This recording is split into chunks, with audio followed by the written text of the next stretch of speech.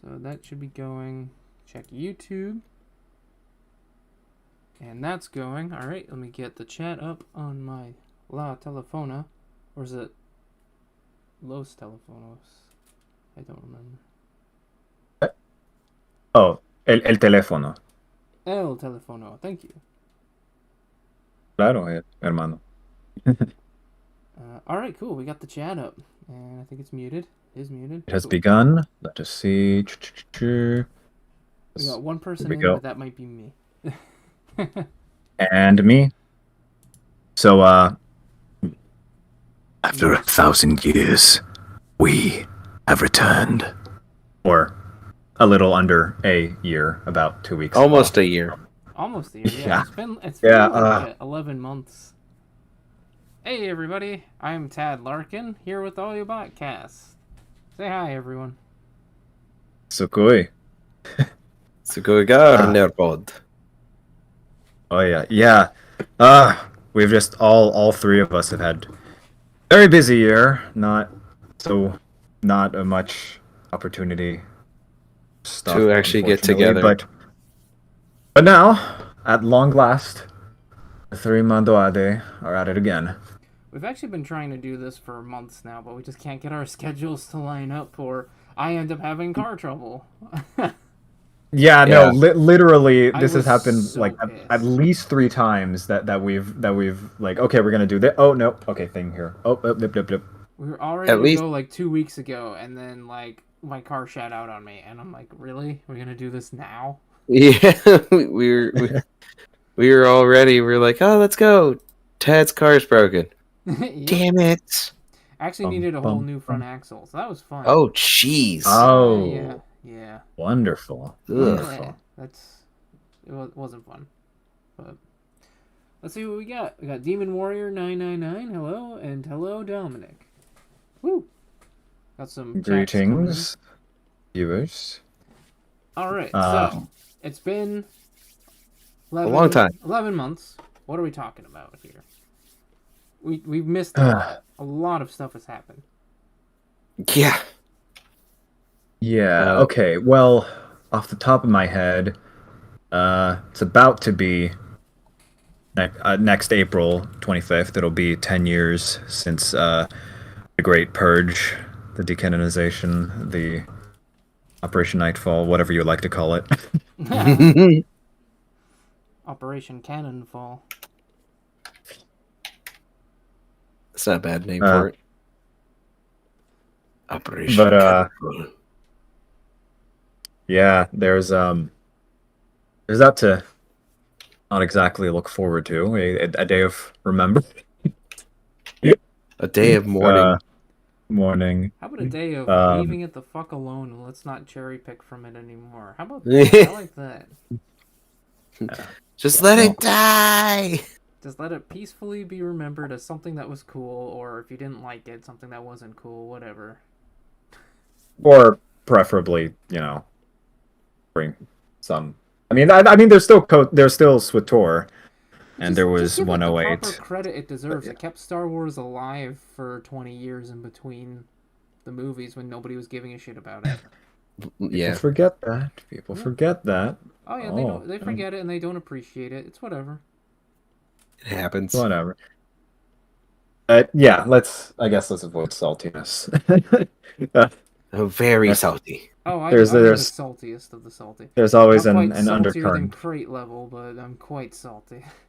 I've gotten so salty that I have lost my salt, and I am just no longer caring. Yeah, what sixth stage of grief? Grief. It's just acceptance. I've gotten to that point, and I'm just like, no, I don't care anymore. What are you gonna do? Yeah, It's been 11. It's been 11 years, really. Well, I mean, there was a handful of Legends material in 2012 and 13, but was it just all SWTOR, or what else did we get? no, there were a handful of comics, Dawn of the Jedi stuff. Wait, we got Dawn of the Jedi stuff? Jedi, some Legacy 2 stuff. Really? Some What? It's basically all the in basically all the stuff that 2013. they couldn't get out. Oh, in 2013. I thought time. we were talking about like this year. Oh, No, no. Sorry. no. Sorry, no. No. Oh. No, this year We well, just shut Ted's I was like, hopes oh, and this dreams is. I'm gonna down. have some new shit to read. Ooh.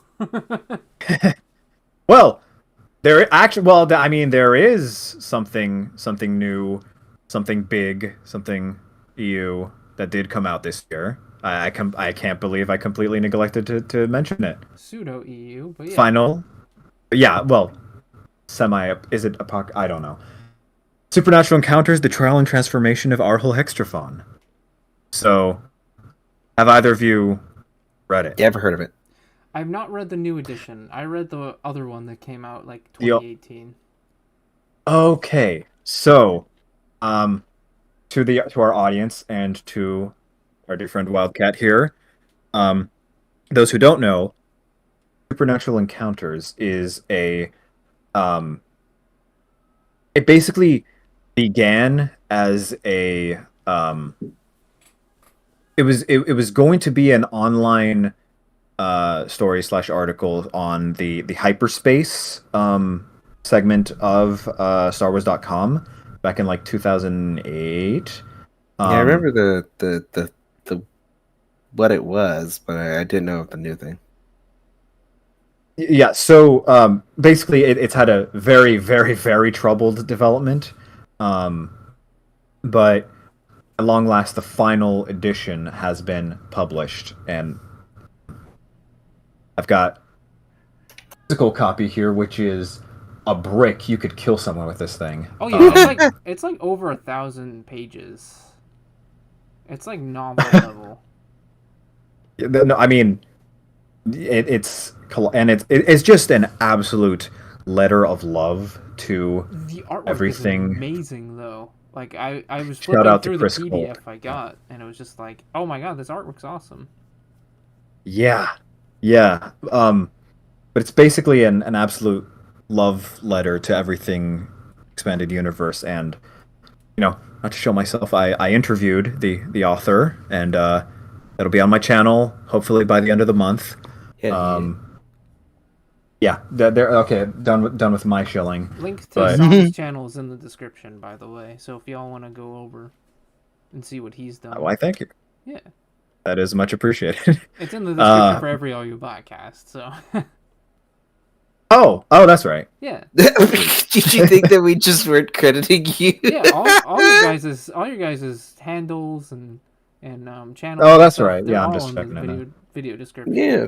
I forgore, as they say, as the kids say Yay nowadays. for gore. But no, it's I'm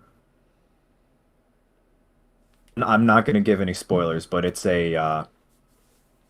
so many revelations, so many connections, so many it's in a bit of a limbo state, as it was Wikipedia does not acknowledge it as quote unquote like they say it's canceled, even though there was never an official cancellation. But right. And they say, oh no, well, it's had sufficient edits since then that it's like, okay, but that it's in hasn't gone through the official licensing process. Though. It did it did go through all the official licensing process, but the current version though, right? But the current version is that, so that's what the gray area limbo stuff. Commander Douglas in the comments is asking, where can you get it? It is free on StarWarsTimeline.net. The PDF, you can if you just click. It's a big chunker, so make sure you have enough disk space. Well, yeah, it's like for a PDF. It's like over 100 megs, I think. So, which is crazy for a PDF. Yeah, that's all I have to say on that for now. So we did technically receive Legends content, and then let me think. I will get to reading it eventually. As much as like I don't want to peeve anybody off here, I don't really view it as official expanded universe because it didn't go through the whole process with Sura Stoney and making sure that it all fits with everything. And it's not that I don't trust Joe Bongiorno, it's just that it didn't go through that official process. So to me, it's kind of like, like a not. I don't want to be mean and say Joe Bongiorno's fan fiction, but it's a little bit more than that because he is an actual Star Wars author. But he clarifies a lot of that. I'm trying to remember the details. You know what? Yeah, I'm shilling myself. Yeah, go when I have the interview up on my channel. You'll people hyped up for it. Be able to see. Yee. Yeah, oh my god, it's was 7 hours long, so I've been very slowly chugging away at editing all that down. But alas, let me think. What else do we have from this? Oh well, we had Black Series stuff. Yeah. There was so Mara Jade. They finally got out. Bastila. I picked up Boss too. They made Boss, Scorch, Fixer, Sev. Oh, that's right. Yeah, I found Boss at GameStop. I'm like, what? I didn't know they made Boss, so I picked him up.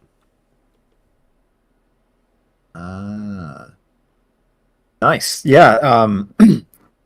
Let me think. Oh, there was also, I believe when we were talking another time, you said there's new unabridged audiobooks, right? Yeah. Oh, yeah. So Del Rey, actually, that week I messaged you. That week they said, oh, there's new Essential Legends Collection unabridged audiobooks coming. And I'm like, oh, that's awesome. Because what they do is, like, they take a lot of the books that haven't had stuff before. I can't remember which books. It's not Republic Commando as much as I want Mark Thompson's narration for the Republic Commando series. But, no, I'll have to find the list at some point. But a whole new generation of different abridged audiobooks, a lot of which that we haven't had audiobooks before. Abridged or unabridged? Unabridged. So all the new stuff they're doing is unabridged. Sweet. But some of them are ones that have had abridged versions in the past. Like, I'm pretty sure Outbound Flight is one of them, which I'm super excited for. Because we've had the unabridged audiobook for Outbound Flight, and this one's supposed to be abridged. And it's going to be narrated by Mark Thompson versus John Davis, and I like Mark Thompson's Thrawn better than John Davis's Thrawn. So. Both are great, but Mark Thompson, he's just the GOAT. He should just narrate every single Star Wars novel, but I get it. I listened to his, I believe, did he do the Kenobi one? No, Davis did the Kenobi one. Oh, okay. That one was great. That was great. That was still good, yeah. I mean, because the way they had it back then, John Davis did a lot of, like, the prequel era stuff, and then they had Thompson do a lot of the OT and like post ROTJ stuff. I see. Interesting. Yeah, my knowledge is limited on that front. You're much more because you're so busy in real life. Not going to dox you, but you say yeah, because you mostly consume like audiobooks, like when you're like driving and stuff, right? So I used to work from home. I had to get a different job that pays more because all of the shit happening in the world.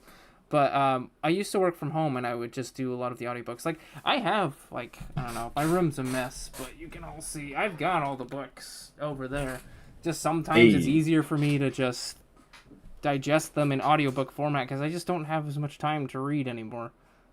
Like, right. I used to read, like, an hour before bed, but now I get up at 5 in the morning versus my... no. 7 in the morning that I used to when I worked from home. No. I get up at 4:30. Oh, I'm not making a contest of it, but I'm just saying. No, I'm just saying, like, I get up around roughly the same time. Wow, Jose. Yeah. I mean, yeah, well, not gonna dox what your job is, I know, but yes, that is, I applaud you. Yeah. Well, I have to drive an hour now. I have to. You make a lot more money in the state over than the state I live in. So. Really? Yeah, Huh. yeah. So, What unfortunate. do you know? Yeah, well, I guess I've kind of lucked out on that front because I've ended up with a job where I can read at work. So Oh, I've been nice. slowly, I've been slowly getting through a lot of my, yeah, a lot of my EU books. I never managed to sit down and read. So Hmm. the AC Crispin Han Solo trilogy, those were the first I did. Yeah. Then I got the big was Barnes and Noble edition, the nice like lithium, not lithium, but like holographic-y hardcover ooh with the little bookmark. That was really cool. whoa oh there's a singular one with all three together. Yeah, yeah, it's a Barnes and Noble exclusive. I don't know if they sell it anymore. I got mine like 3 or 4 years ago. Oh, it must be pretty big. Oh yeah, Well, it's a chonker. I can show you after. I just don't really want to get up from my sure. chair right now.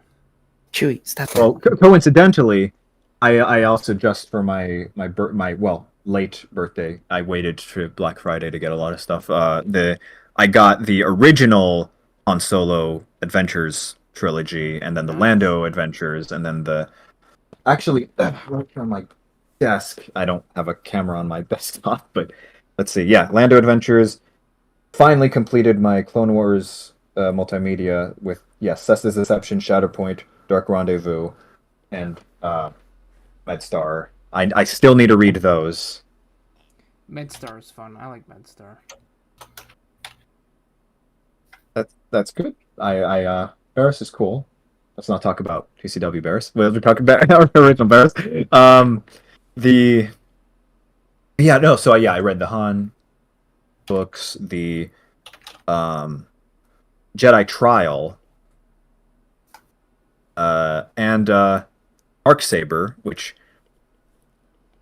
I don't know why people.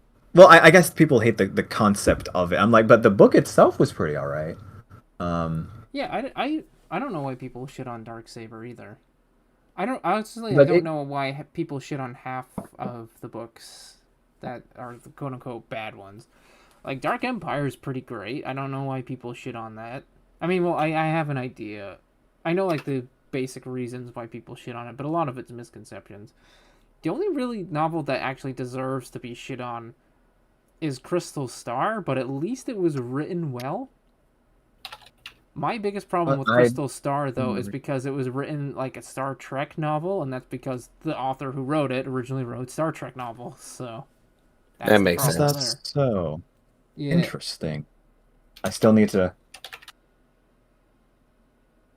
that one, and then oh, and I Jedi. I quite that one was very different too, because it was in first person as opposed to as far as I know, it's the um only Star Wars expanded universe book in first person. yeah, that it was interesting. I had I quite liked how different of a character Corrin is, and it's like some people like I looked online. I was surprised how many people called him kind of a Gary Stu, and it's like he's very clearly flawed. He is not a perfect dude, good No, people all. It's like call anybody a Gary Stew so long as it's someone that they don't like. that's true. Yeah, and I can see why people wouldn't like him. He does kind of have a bit of an arrogant streak, and I mean that's kind of pointed out. Like it's I don't know. That's how you make multi-dimensional characters. You give them flaws. It's Yeah, like and Arrogance not is a always right, flaw but in of especially itself. in a Jedi. yeah, yeah, and it's the I can't and I don't know. I kind of liked the whole reconciling like the different parts of himself. Is he as a Jedi, as a Corsac officer, as a rebel, as a descendant of yeah, like yada. It was the I always like that kind of story. It's like the whole I find my individuality by Hmm. embracing all the different parts of like I kind of dig that moral.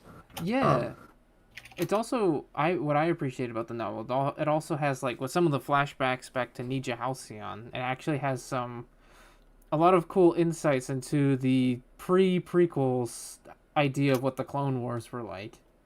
That's right. Yeah, some of the goofier stuff, but it's interesting to read that stuff and then go back and read like the Clone Wars multimedia project stuff and see how that was reconciled.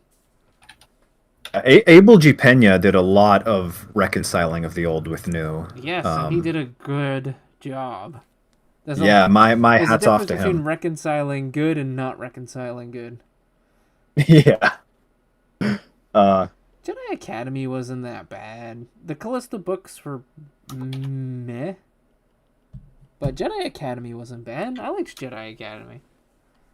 I still need to read those. I've heard people describe iJedi as a fic of the Jedi Academy trilogy. It's like that seems a bit harsh. I don't know. I've heard mixed things. But No, the Jedi Academy books aren't that bad. I don't know why people give them that much shit. fair enough. And then let's see what other thoughts did. Oh, Jedi Trial. I don't know if I was just too hyped for it. Like I think I posted this in your Discord. It's like it wasn't bad at all. I was just kind of disappointed because like I had been kind of up all this time. It's like, whoa, the Battle of Praetorlin, like the big heroic action of Anakin like proving himself to like the before being knighted, whatever. Mm-hmm. I'm like, and there were some really cool, interesting. You could tell it was written by actual like veterans. It's like Yeah. there was a lot of I felt more like a Tom Clancy novel when I read it. Ooh. Which one was this one again? Jedi Trial. Jedi Trial. Okay, I might have to get that. And it was like and it did explore a lot of things we don't really see, like the horror of like friendly fire incidents and whatever, and one thing I really liked was the emphasis on exploring the non-clone soldiers of the Republic Army. That was really cool Yes. to with expanded. What was their names? The guy and the gal. The fighter Odi Subu and I can't recall, but it's actually something hilarious. My friend noted in the official art of her. I don't know if you can pull that up or whatever. She actually has the Hasbro clone blaster from cool. like Huh. if you just look up Odi Subu. I didn't know they had artwork for her. Yeah, it was in it was from an online supplement to the Essential Reader's Guide, I think. I'll have to take a look at that. Really quick, somebody asked a Yep. question, and since it is topical to this segment that we're talking on, Mando, I know you don't care for Darth Maul, but what's your favorite Darth Maul book? That has to be Lockdown. I really like Lockdown, especially because it goes a little bit into the Bando Gora, and we get to see more of what's her name, Kamari Bosa. I do really like Lockdown and how it connects a little bit with Bounty Hunter. Anything that connects with Bounty Hunter is awesome. Bounty Hunter is one of my favorite Star Wars games, and it is criminal that it did not get a sequel with Boba Fett. Yes. 1313, forever in our hearts. I wasn't excited for 1313. They would have changed Boba Fett's backstory. Oh well. Again, for like Is the that time. element that? Yeah, there are some mixed feelings. If it wasn't about Boba Fett, it would have been. Oh yeah, if it was just a lot better. Yeah. I mean, agree. I will say I am kind of tired of 50-50 on that. I am kind of tired of Star Wars constantly relying on the main Star Wars cast for video games and such like that. It's like, like any of the Star Wars games just don't feel confident enough to just be their own characters. They have to throw in like the main storyline characters for it. And it's just like, And just- that's what made like Dark Forces and like the Jedi Knights trilogy and the and like Force Unleashed, and I'm trying to think of other ones with like different protagonists. Republic Yeah, Commando, and Republic KOTOR, Commando. obviously. Yeah, And, Knights of the Old Republic. and like the fact that they stand on those characters, it's like they get to that point where it's like, yeah, I genuinely care for these characters. Like, Yeah. I think the new Star Wars games with the Cal Cestus are doing pretty good with that. Yeah. Because I think they've only referenced Vader in like that one mission.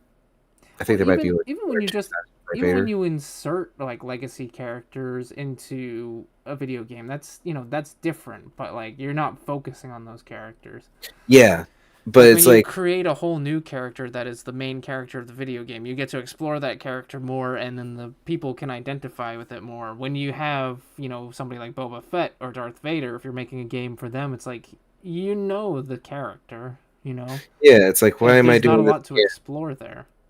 Yeah, why am I doing this again? What's new? But like, I also don't like Bounty Hunter though was we knew Jango Fett, but there was still a lot of mystery. Yeah, in have him. his backstory. Especially like right after Attack of the Clones, we're like, oh, Jango Fett was so cool, but he didn't get he got more screen time than Boba, which that's cool.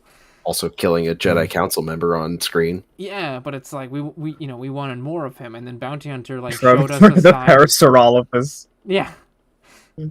Bounty Hunter showed us a side of Django that was like, we had never seen before. Here was a guy, he was just struggling to kind of get by, and then he had this, big break in the offer that Tyrannus gave him. But I do want to point out one thing in chat. Masquerade, this was not something limited to Disney.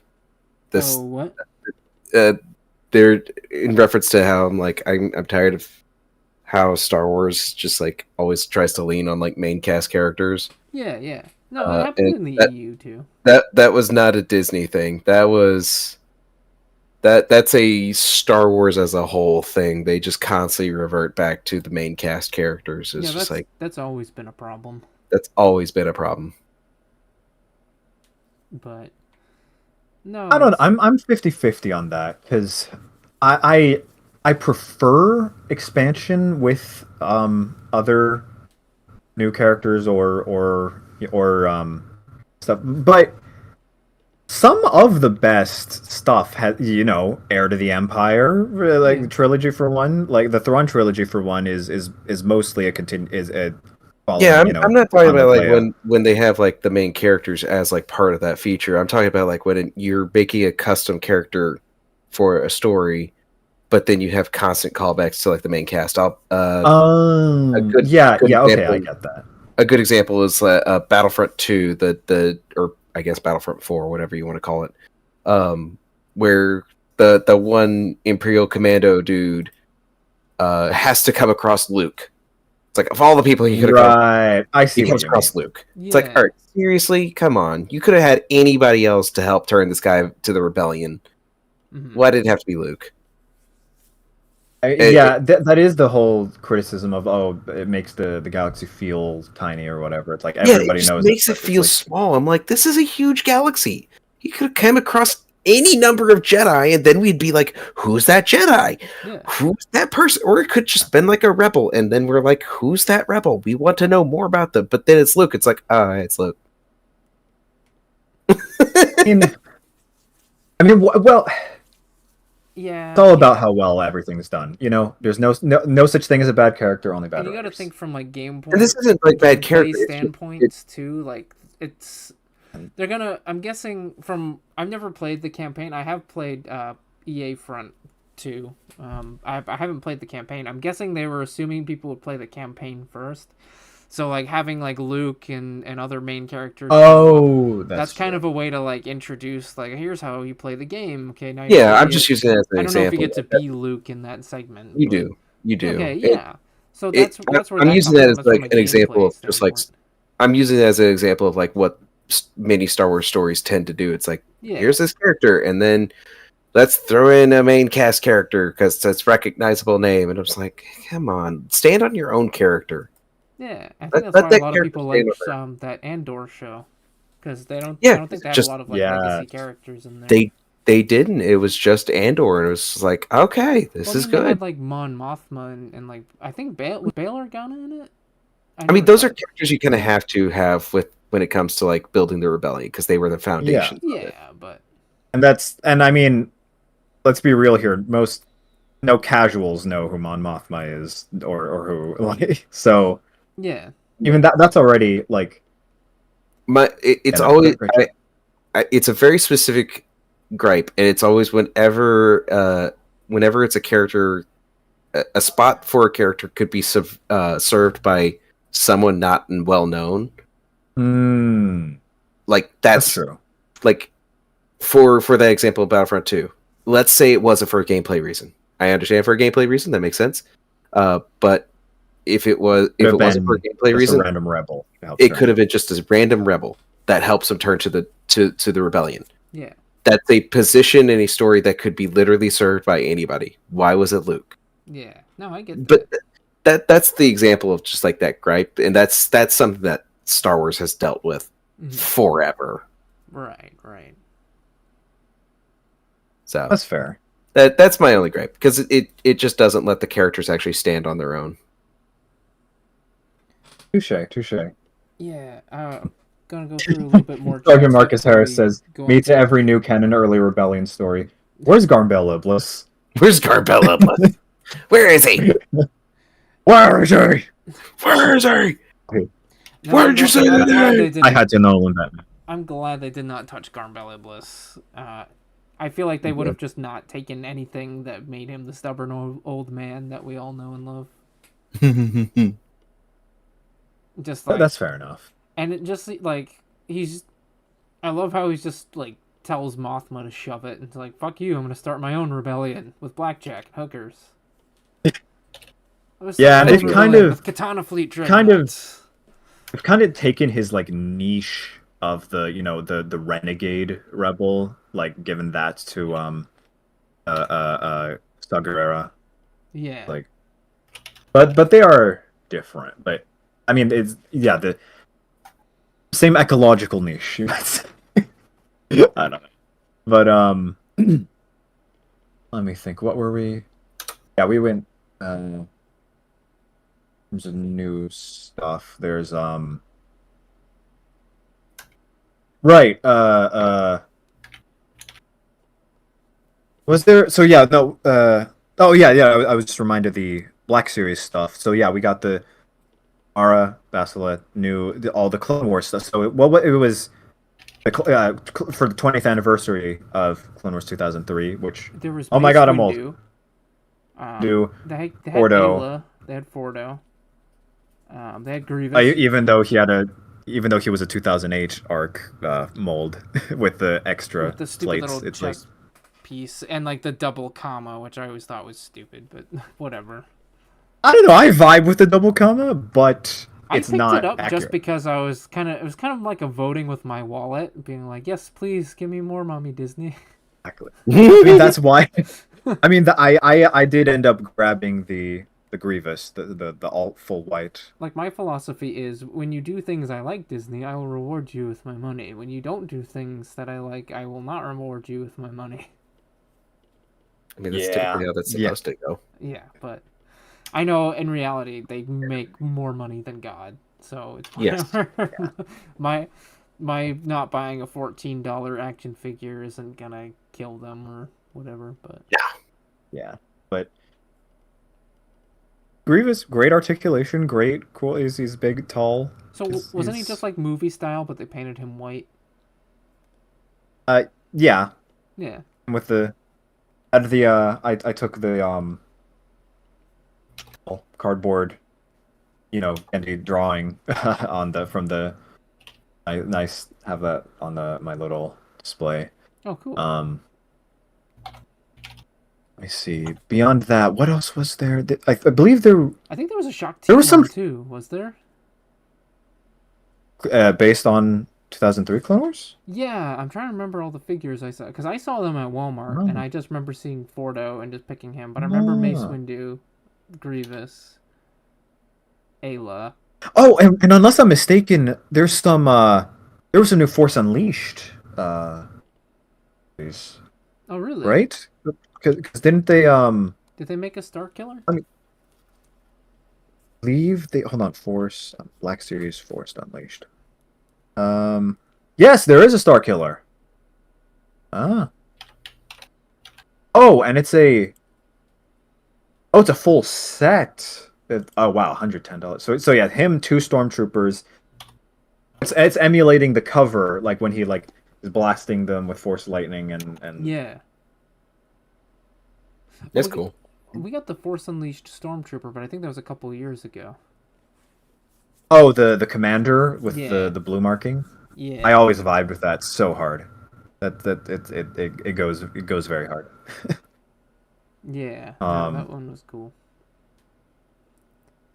the and I believe the blue saber guards, they also did a black series of that. That was a couple years ago too though. Huh.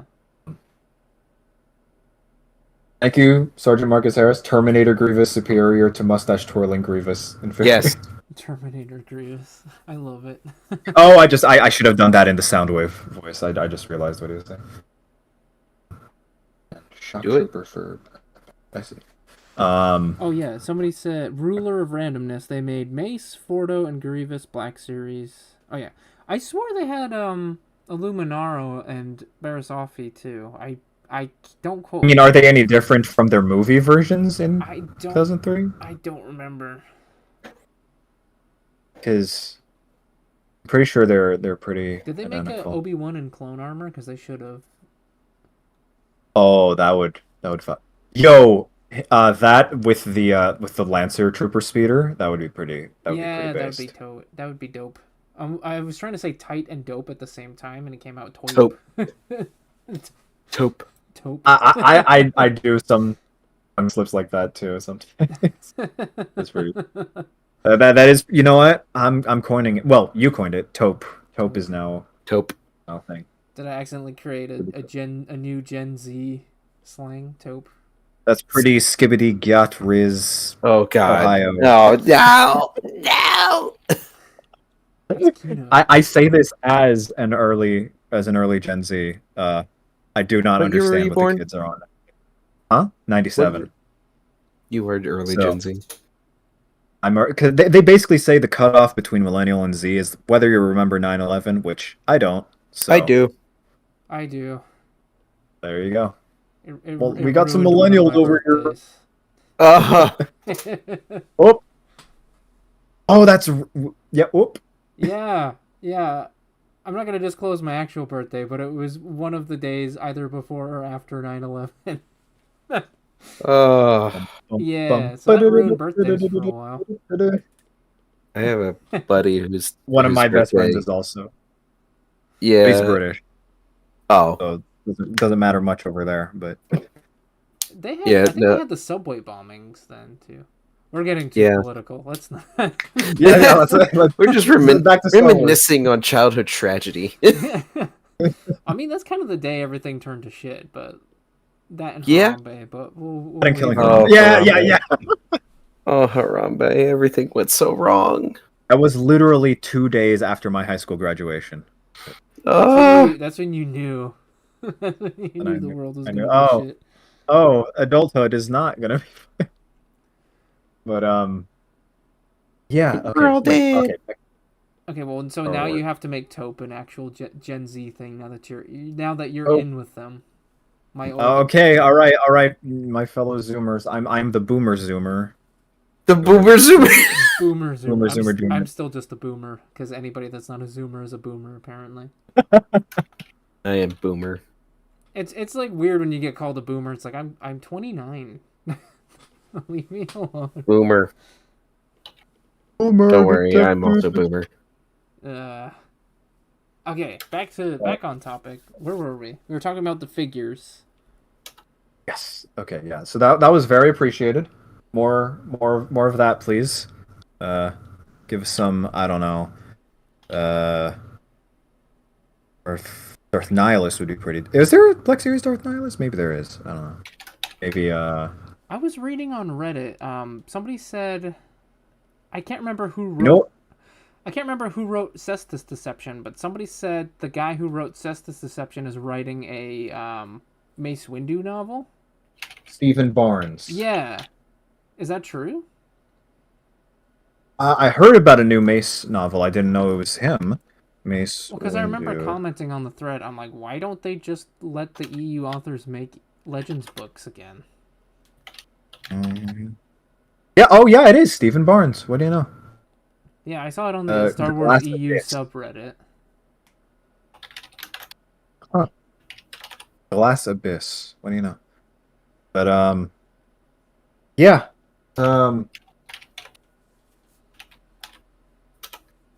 Oh, you know what would be dope? What? Series Dirge. That would be cool. So and answering, I guess, yeah, an earlier question about what do we think of Dirge? Dirge is pretty based. Based. Yeah. He had a. I Based on remember. what? Based. Yeah, I don't know. Based on Akira, actually. They did do the Akira slide in Well, in Genndy Tartakovsky in the commentary for Clone Wars Volume 1 basically admitted that Dirge, the whole Dirge tentacle thing, was just a straight up like Akira reference. Oh. Yeah. Oh my god! I never. You didn't realize that? Oh, yeah. Oh wow! Yeah, it wasn't. And so the whole fact it that wasn't just Obi-Wan does the speeder slide on the bike, and then, Yeah, yeah. Wow. Wow, that makes That makes a lot of sense. odd amount of sense. That's wild. Yeah. I need to watch those commentaries. Thankfully, Dirge and I can hook you up if you ever want to. I've got them on DVD. Hey. But Oh wow. yeah, thankfully in the comics he was very less tentacly, but still was able to regenerate. Yeah. Oh no. Now I'm thinking things I wish I'd never thought of. Oh, good. Oh, no. No, no. You had to bring it up like that. Rule 30. You said thankfully less tentacly. Thankfully So- less tentacly. Yeah, I mean, there's a lot of people kind of, I don't know, decried him as like, oh, that's so early 2000s Edge. It's like, but there's an earnestness about it, you know? Yeah. It's like there's like pre-ironic like type of stuff. I don't know. There's something I kind of like about. Like, yes, he was very much a very edgy character, but he's just freaking cool. Like, come on, like the whole 2003 when like Obi-Wan just stabs him and he just like does that laugh. I'm like as a kid I was like, whoa. Because when you're a kid, like you think like nothing can beat a lightsaber, and then here's this guy who just laughs when he gets stabbed, and is then punching the shit out of Obi-Wan while his lightsaber is still ignited in him.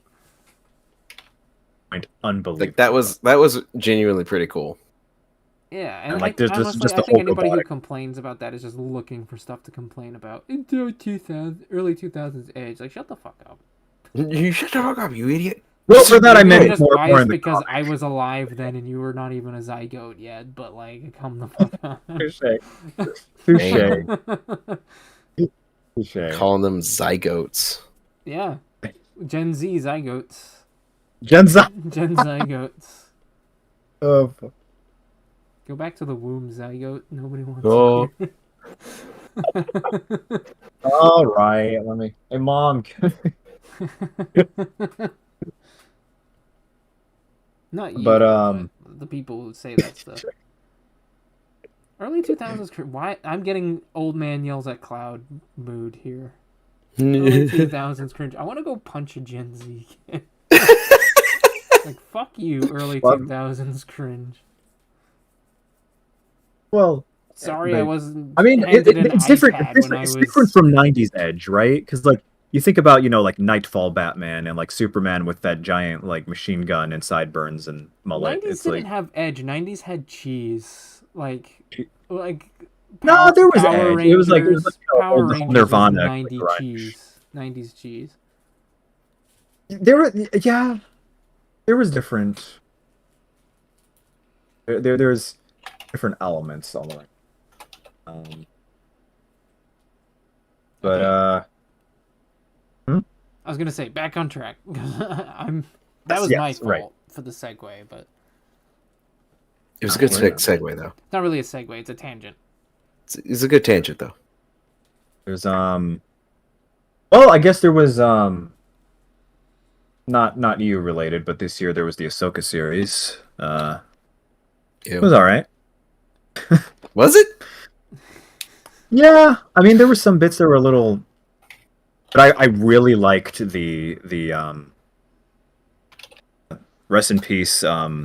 What's his name? Balin's actor, Ray Stevenson. Oh yeah, he was Polo. That's how. Yes. Yeah. No, he's a like had so much gravitas, and like every word that came out of his mouth like was so unbelievably well acted that I was like, this guy carries this show. It's like yeah, sad. Yeah, I'm very, very sad that he passed because he was. Wow, now I also need to rewatch Rome. That was such a good series. Another tangent, sorry, but Rome was such a good series, and it was criminal that they only gave it 2 seasons and that they had to rush it at the end of the 2nd season. Yeah. Salve frater meum. But all I know is Quo Roma pro Roma quo usque ibis or something like that. How far will you go for Rome? And that's only from the Rome 2 Total War promotional image. Optime. Linguam latina est cultus. How many languages do you fucking speak? Only 3, but I know I've only 3. Only 3. No big deal. I went on a bit of a Romaboo binge earlier this year before the whole "how often do you think of the Roman Empire" meme it came about. Yeah, I don't even know why that meme came about. A slow it's just a realization. Like my mom was flabbergasted when I told her, "Oh, I think about it once a day." I mean, I'm into history, so I do think about it, but I don't think the average guy thinks about it a whole lot. Look, no, I put that to the test in multiple different discords, and yeah, no, that's apparently a common thing. Really? Yeah, I was like, what? Okay. Sometimes I just have a sudden urge to carry a scutum. Scutum, good, and gladius or Sparta, or. But yeah, no, because I mean, it's something tangentially related to it, as in our earlier today, I was thinking about we think lion is the king of the jungle. It's like okay, but tiger, but you go by the actual gladiatorial records, you see that there's a 200-to-1 win ratio of tiger against lion. Sorry, that's not Star Wars, but well, lions are technically canon to Star Wars, so. What, a Mantessan rock lion or whatever? No, there's lion statues on Naboo. Oh, that's right. Yeah, because they filmed canon to Italy. Yeah, I guess they're filmed in what was it, like Cuomo, Italy, or I can't remember the town name, but it started with a C. I believe so. If I ever win the lottery, let's all go on a world filming location trip. I'd love to do that, considering for my honeymoon we're trying to do a Lord of the Rings, like visit some of the Lord of the Rings locations in New Zealand. Oh, so you're going to New Zealand? That's what we're trying for. It's a lot of money, but what we ideally want to do is we're gonna probably stay on the North Island as much as I want to go see the South Island, but I just don't have a lot of time off from work, so we'll probably stay on the North Island. Better. And I want to hang out in Auckland and in Wellington, so I got to figure out transportation and everything. But the Polynesian Spa. I would love to go to the Polynesian Spa. I'd love to run into town. We are going to a hot springs. That's one of the activities we have decided to do if we go. Oh, that's so nice. Yeah. That's so cool. And I want to see a lot of like the Maori stuff, like the Moai Easter Island head. By things. our Yeah. That's they're Polynesian. That's other side of the Atlantic. Well, no, Easter Island. they've got moai in New Zealand. Oh, do they? Yeah, the Yeah. Maori have a few. Yeah. Also, Oh, that's that's not the cool. Atlantic. That's Pacific. Sorry, Pacific. Oh my God, I knew what you meant. my brain. It's been a long day. I knew what you meant. Pacific. Over here, be like, that's on the other side of the Atlantic. No, it's not. It's on the other side of the Pacific. I will be disappointed if I Wow. leave without seeing a haka dance, though. But Oh yeah. Oh, No. that's cool. And I just know a little bit from Bionicles. You know, Kanohi this is the face. way of the This is Bionicle.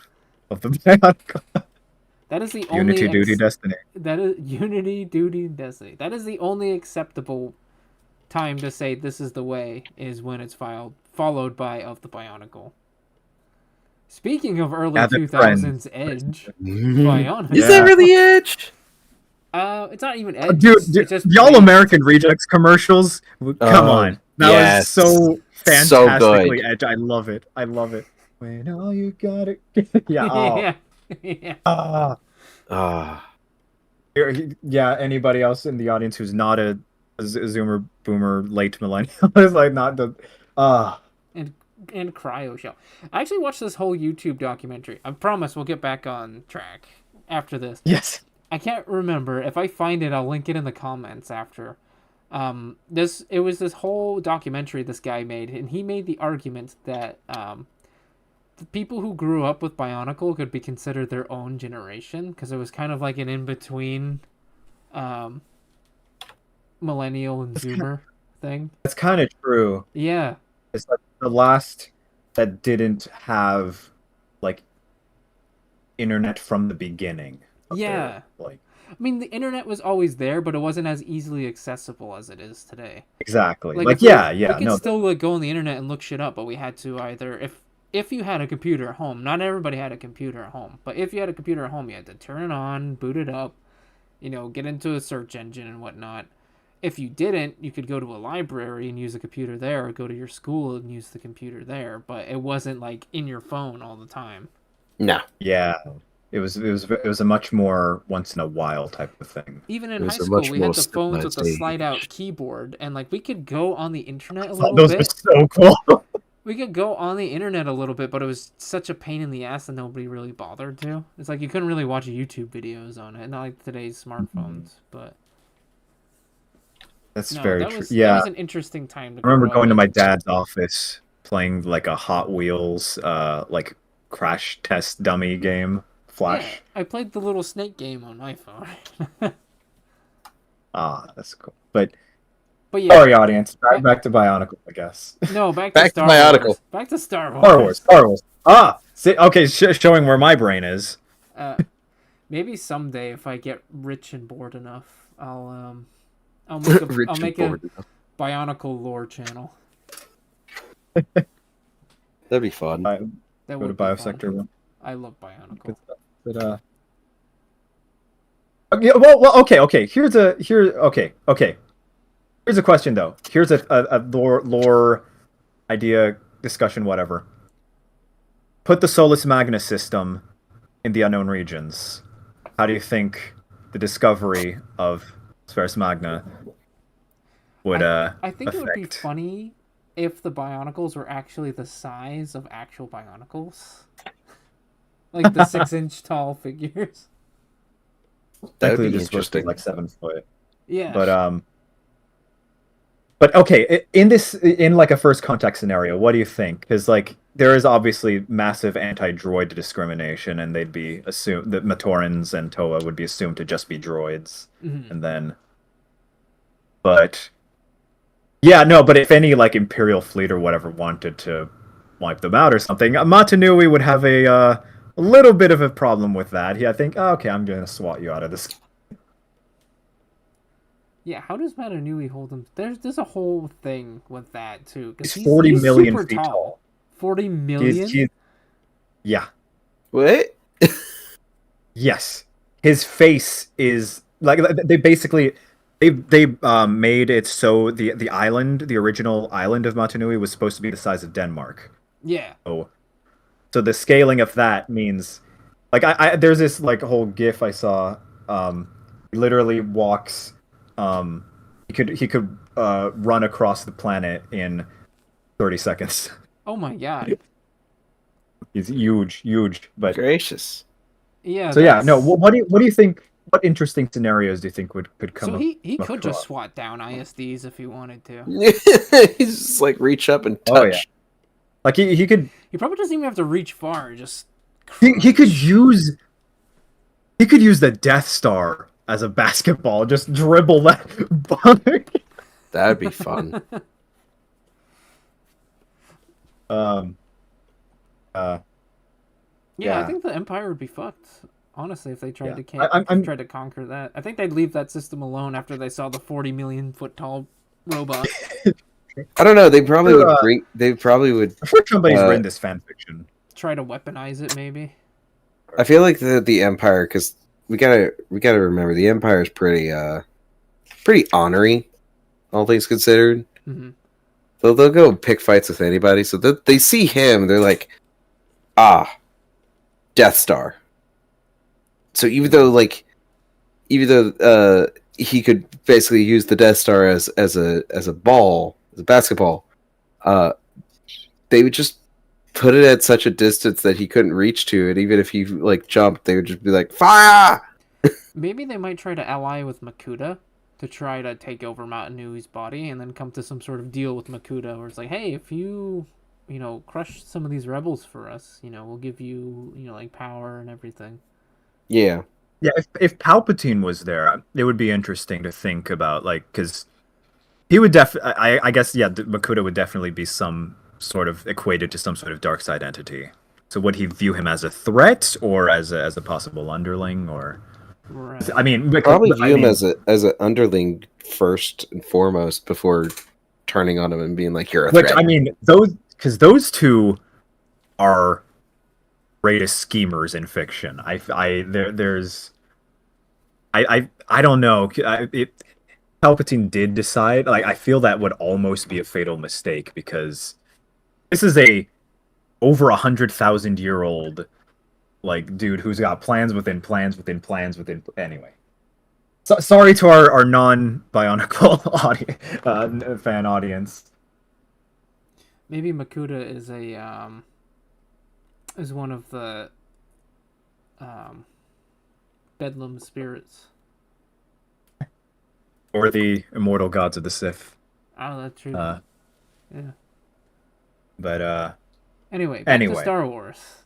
Star Wars. Sorry to non-bionicle people. I can't pull up the itinerary list because if I do, then everybody won't be able to see our faces. So what's next on the itinerary?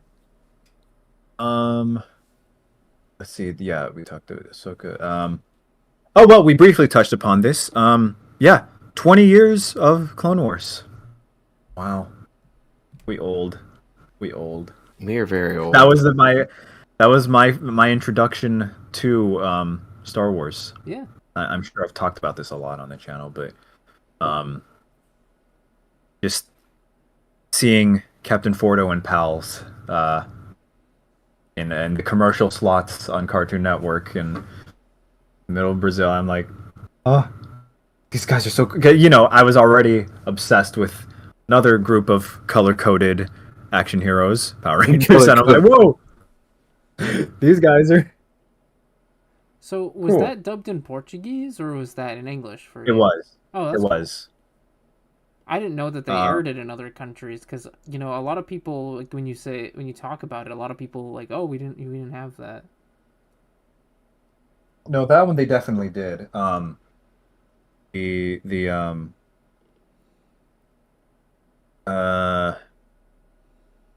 because there was no SAP either. I'm not even sure what that stands for. The SAP is a for those who didn't grow up overseas, that can switch dubbed to original on some channels, and I'm not even sure that's a thing anymore. But yeah, no. We've gushed about Clone Wars 2003 so much on our channels, but more. It's the 20th anniversary. It is Wait, the what- 20th. Well, the 11th, November, was it November 11th or November? It was like November something was the 20th anniversary. I see. Did you see Genndy Tartakovsky dropped some new art? No. No. No, I need Go to to see go to this. his Instagram. He made a new like unit of clones. It's like Anakin's Raiders or something like that. It's What? Oh. hold on, let me find the post. And I'll put it in the chat as well. Yeah.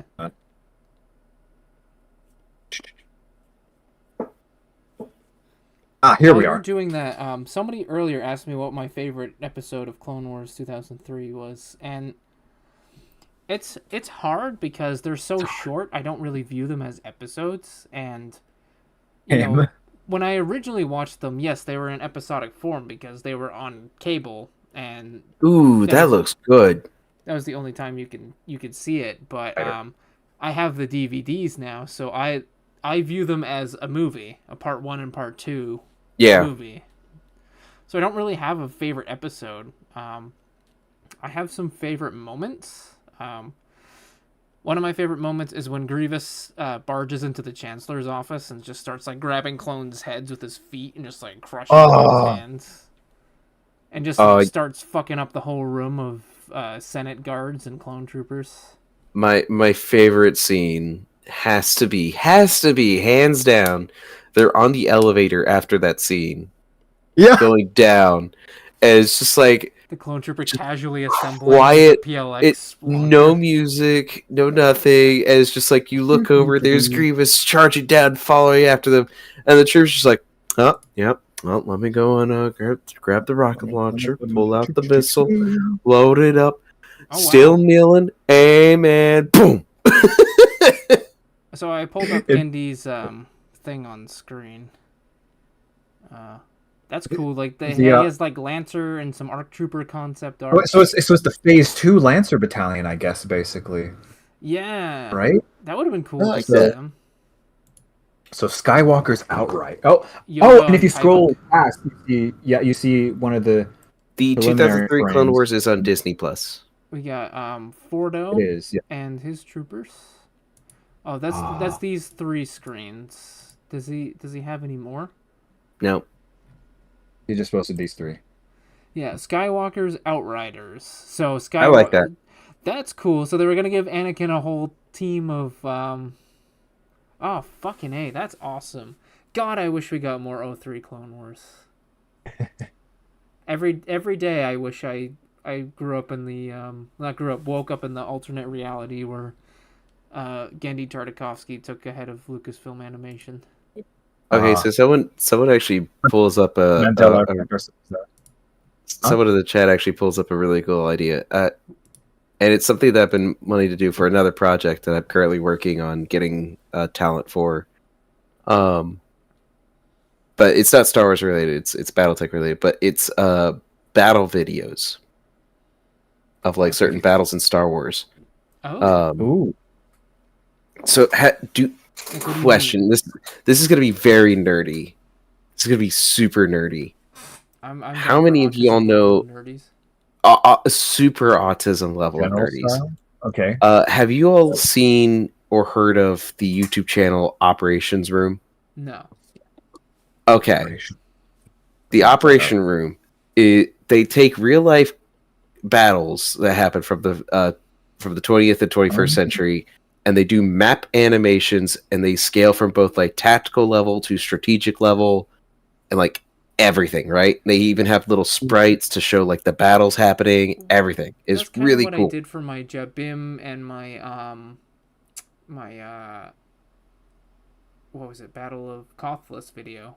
I didn't quite go super advanced with like 3D models and stuff, but I made basic animated maps of like the different troop movements of the battles. If you've seen those videos, That's right. the Jabim one actually needs to be updated because I kind of made it up in my head, and then I realized that there is a panel where Alpha and Obi-Wan are actually looking at a map of like the battle area, and I'm like, shit, I could have used that and just Yeah. adapted So Oh. kind of how you have like shelter space, Shelter Cobalt base, Station. Cobalt Station, yeah. It's kind of like that, but more detailed, more in depth. Mhm. Let me see if I can get a still I was for you thinking all of real Kings and quick. Generals. The Kings of General, yeah, kind of, but this is a bit more in depth. Nice. Yeah, I like Kings and Generals, and then what's the other one? Invicta. Invicta is kind of the same thing too. I like him. Like here's But, a Armchair still. Historian's kind of cool, but he's also like way too wearaboo for me sometimes. Oh, And like I'm a bit, tiny bit wearaboo-y, but not like to the level of these people. It's like I appreciate a good, Prussian uniform, but and I like the flag, but I'm not like a huge like wearaboo guy. well, Prosaboos are different. They're much more respectable. yeah. But Prussian boos are a little bit more respectable than wearaboos.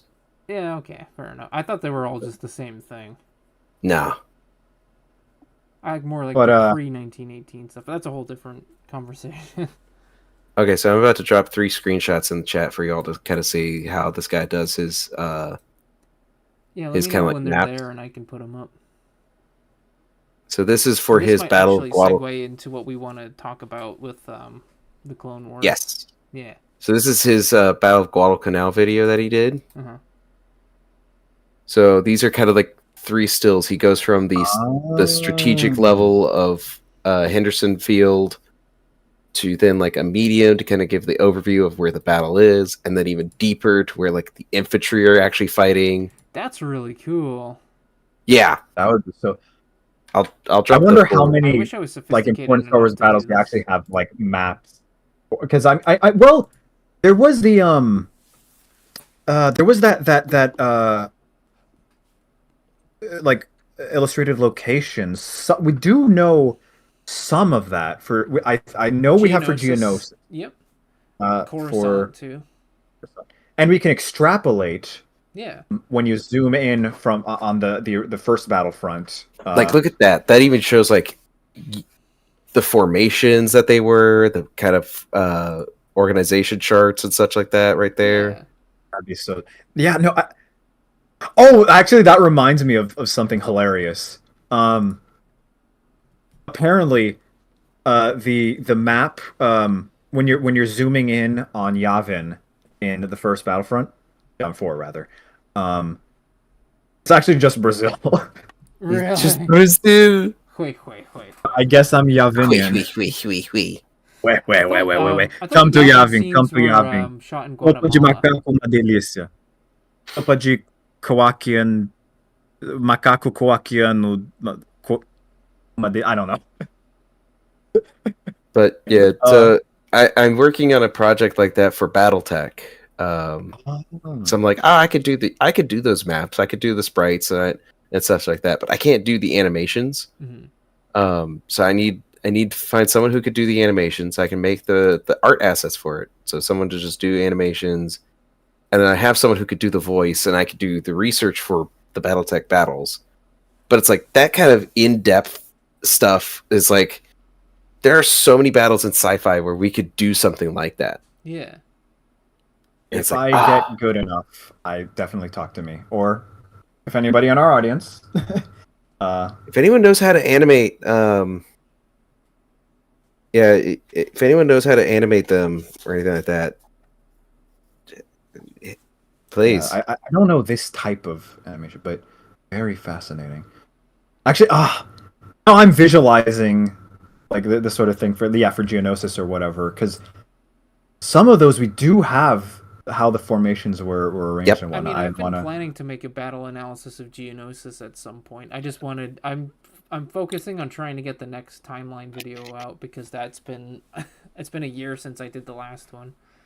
Fair enough. Yeah, but like, the operations room, love their channel, but yeah, I'll have to check them out. That sounds super interesting. Super like detailed and everything like that. They are currently on their 2003 Invasion of Iraq series. Oh wow. Which I'm like, wow, I didn't know anything about this. Yeah. And then they have a bunch of battles of Leyte Gulf that they just did. Oh, cool.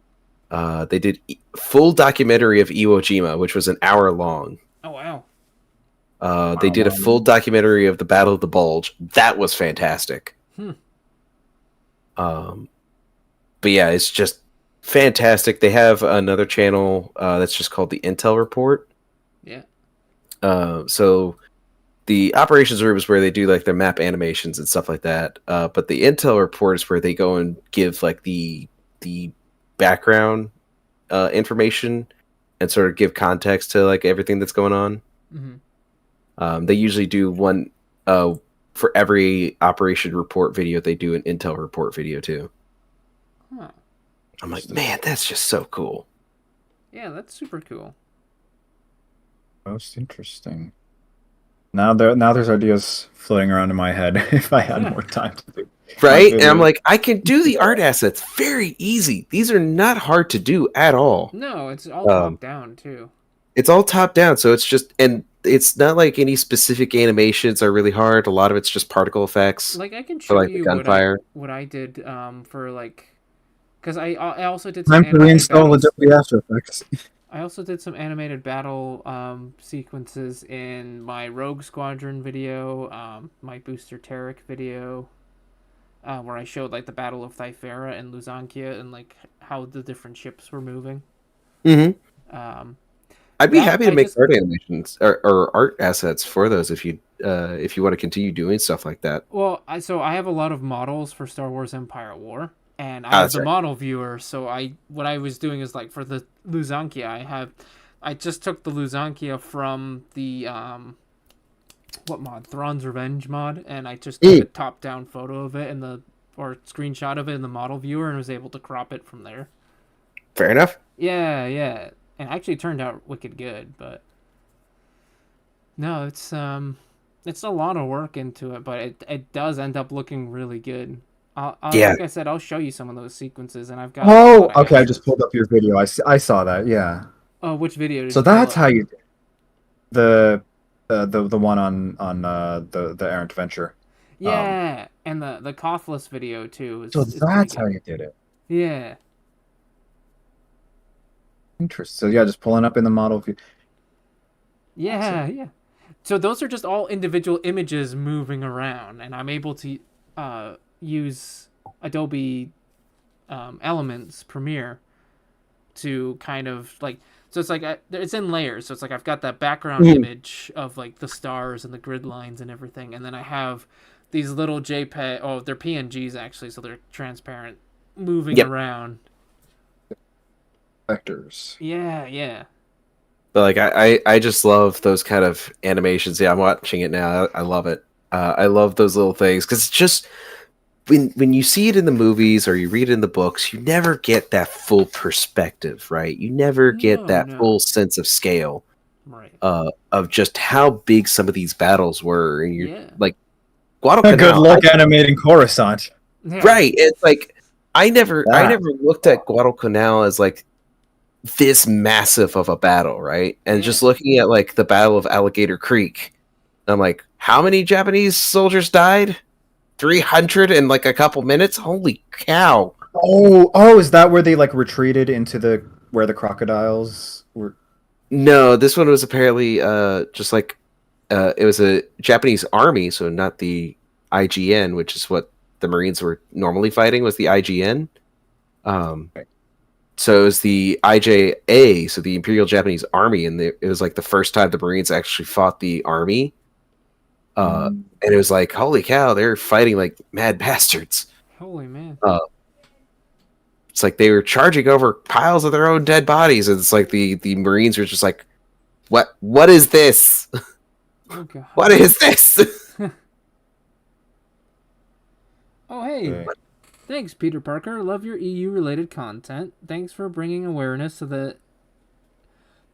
thanks for bringing awareness ends to the MMMP. I'm sure you're talking about the Clone Wars multimedia project. Are you hyped for the Dark Forces remaster? I didn't know they were making a remaster. That's right. I completely forgot about that. You didn't tell us about Sam. You're the one who's supposed to inform us oldies, us boomers, on what's happening. Yeah. Okay, boomer. So wait, there's a remaster? What? Like an actual one from an actual studio? Yeah. I mean, it's a it's still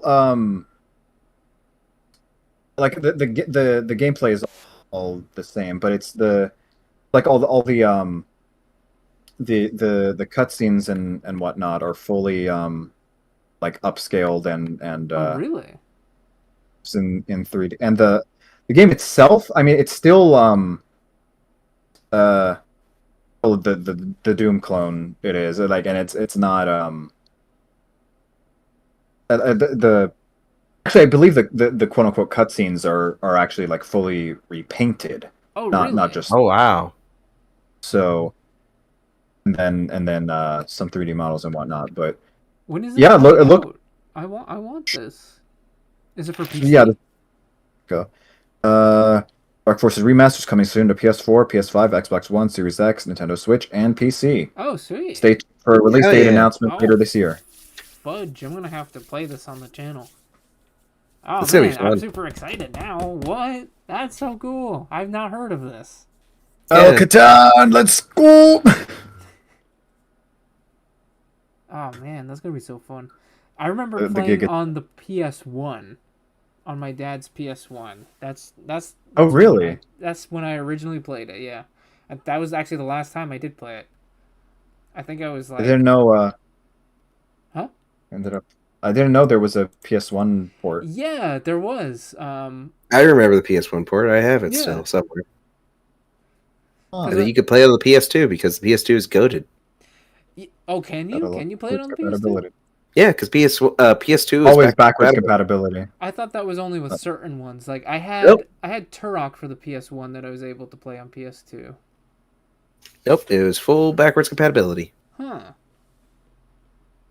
Yeah. Huh. I still have a PS2 somewhere. I'll have to see if my dad still has Dark Forces. But I mean, if it's the remaster is coming out, I'm just gonna get that anyway. So, oh my god, maybe Limited Run Games will do like a box set of it too. That'd be cool. Oh, that'd be dope. But yeah, what you were Yeah, saying. thank you for the reminder, Mr. Spider-Man. I mean, Peter Parker. I mean, what? We're liked by the don't scooters, out him. man. Don't out the poor guy. But that kind of what we were talking about before with like the different like troop movements and stuff. That kind of segues into what we were talking about back on the Clone Wars subject about. So I actually have a video coming out either later this month or next month, talking about some of like the organizational data of the Grand Army of the Republic. But there's in the EU, there's a bit of like a controversy where there's supposedly only 3 million clones in the Grand Army of the Republic, and we were actually talking a little bit pre-stream about like how to reconcile that number to make it make sense, and Because it's too small. oh yeah, it's too small for even. Well, let's put it in perspective this way. There were 16 million people in the U.S. Army in World War II. 16 million. So 3 million is for like a whole nothing galaxy compared to that for a whole galaxy versus 16 million for Europe and I don't remember if that figure is combined for Europe and the Pacific. Yes, but it's Europe, Pacific, and Africa. Oh, really? Okay. Oh, we got another one from Peter Parker. I hope Dark Forces 2 gets remastered too. Jarek is great. Yes.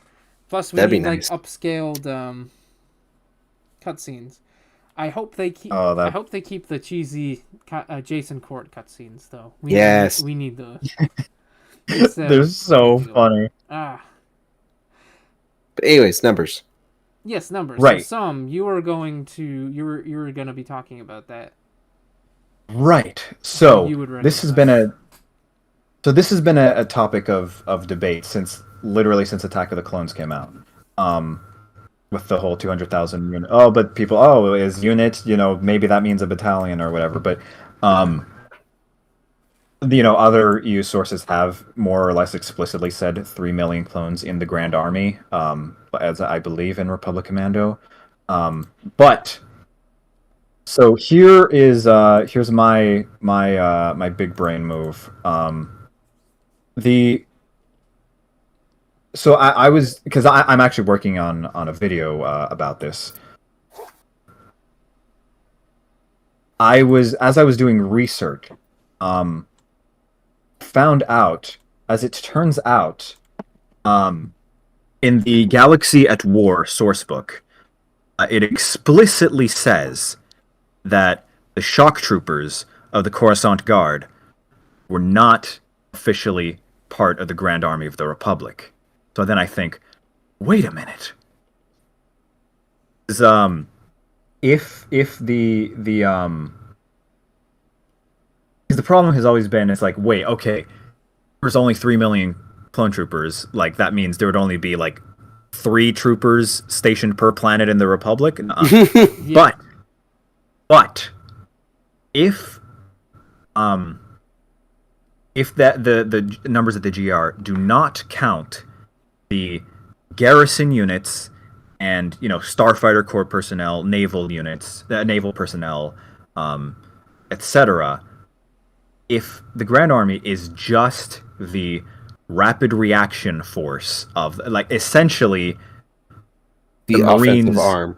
As despite being called the Grand Army, they're more like the Marines of Republic. So like the Stormtroopers. Like the Stormtrooper, exactly, because I realized, wait, the GAR is specifically stated to have become the Stormtrooper Corps. But we know there were also some Jango Fett clones in the Imperial Army. So I'm like, wait, God, what if, and especially the, Wait, what source do you have for Jango Fett clones being in the Imperial Army? It was mentioned, I've seen examples in,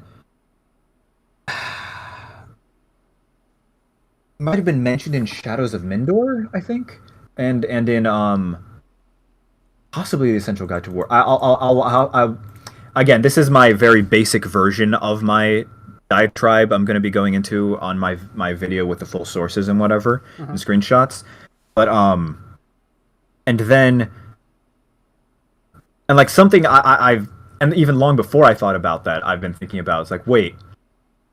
Almost every time we see a clone trooper, they have to be from among the first 9,999 produced, besides the nulls and alphas. Because think about it.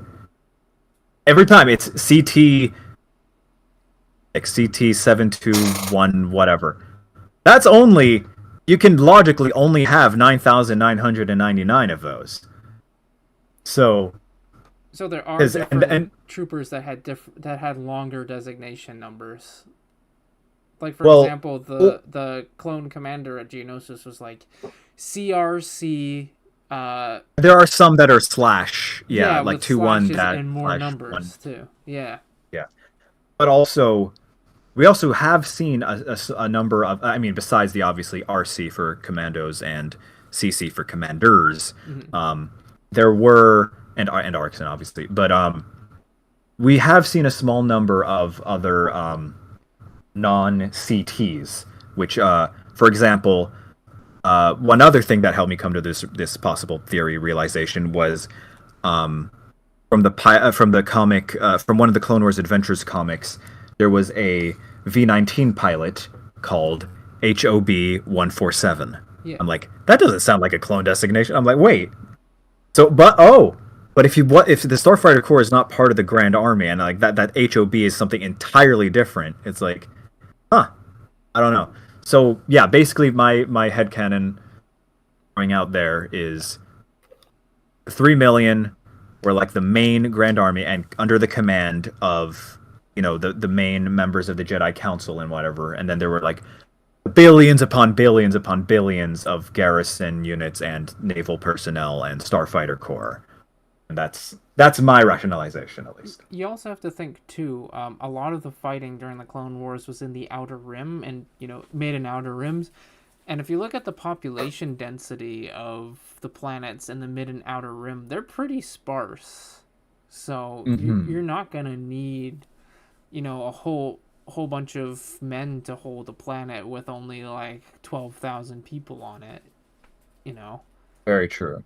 And I will. people- I no, do go ahead. my doctrine, my military doctrine, autism is sparking when you're like, so even though it's called the GAR, they're like the Marines. It's like, no, they're still Army, because Marines in this sense stand for the actual troopers that are on board the ships and protect the Fifth ships Fleet from security.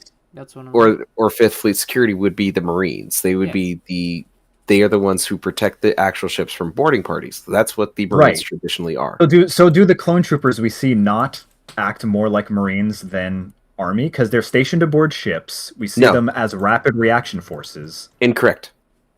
Because they are incorrect. That is a United States method of doctrine. The United States is the only nation on the planet that uses Marines as offensive units. Huh. The United States is the only military on the planet that uses Marines as an offensive branch. Well, can you argue that George Lucas, being an American and one that grew up in World War II, and hearing about the Marines on honestly, so Marines only became an offensive unit during World War II. Yeah, but before that, they were just stationed on board ships. They were just basically naval guards. Right? They were just basically naval guards. And so George Lucas, probably growing up thinking more like, not necessarily World War II, though he wanted like a World War II kind of aesthetic, he doesn't know military doctrine. No. So he's probably looking at how the rest of the world does military doctrine, which is having Marines. Him being American would probably view it how America does it. Well, maybe, perhaps, but that's not the fact that he has Galactic Marines as a separate entity entirely, and then has the GAR. Their real name is actually the 21st Nova Corps. Nova Corps. Yeah. Right, but everybody calls them the Galactic Marines. Even in the lore, they call them the Galactic Marines. Right. So the fact that he specifically has that unit designated as a Marine branch, basically, they are the ones who are to act like the USMC, basically. The rest of the GAR is just like the GAR, is just a Grand Army of the Republic. I mean, the United States Army, in order to go and be overseas, has to be on ships or planes. They have to be be dropped off from ships to be on land. Right.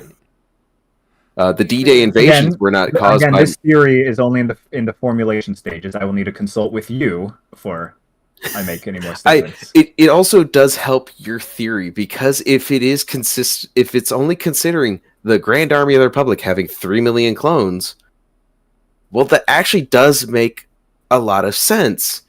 If it's not considering naval personnel, if it's not considering logistics personnel, if it's not considering other branches of the military. So if you're watching episode 3, I actually watched episode 3 recently. And if you're watching episode 3, like when Anakin and Mace Windu are talking about when he's revealing that the Supreme Chancellor is actually the Sidious, the Sith Lord. If you look at the background, there's a bunch of non-clone humans like servicing all the LAATs.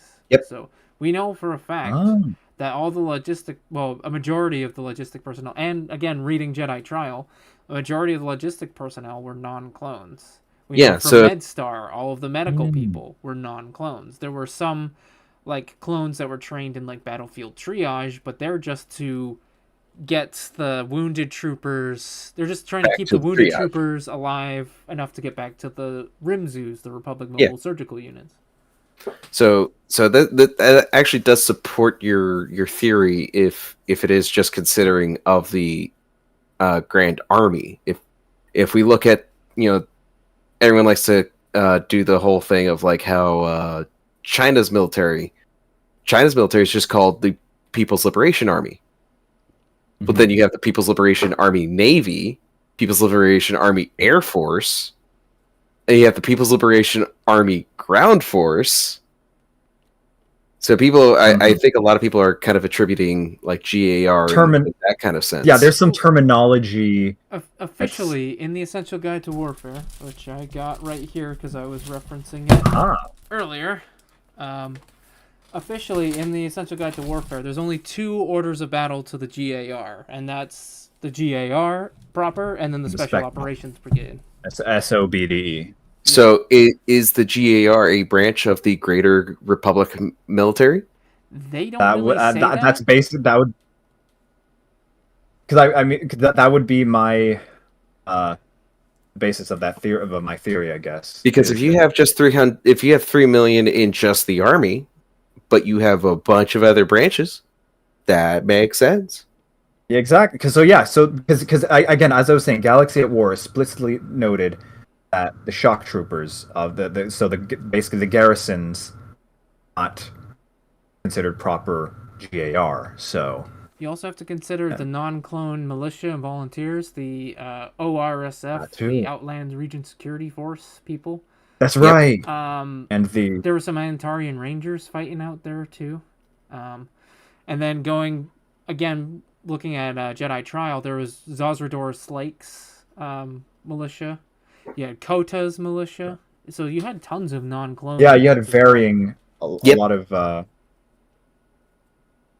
So there, I'll share my script with you guys to give me input, please. Absolutely. I know a lot of like actual military doctrine because it's kind of part of the things that I do. Not to give a little too much information of day job, and who I have connections with, but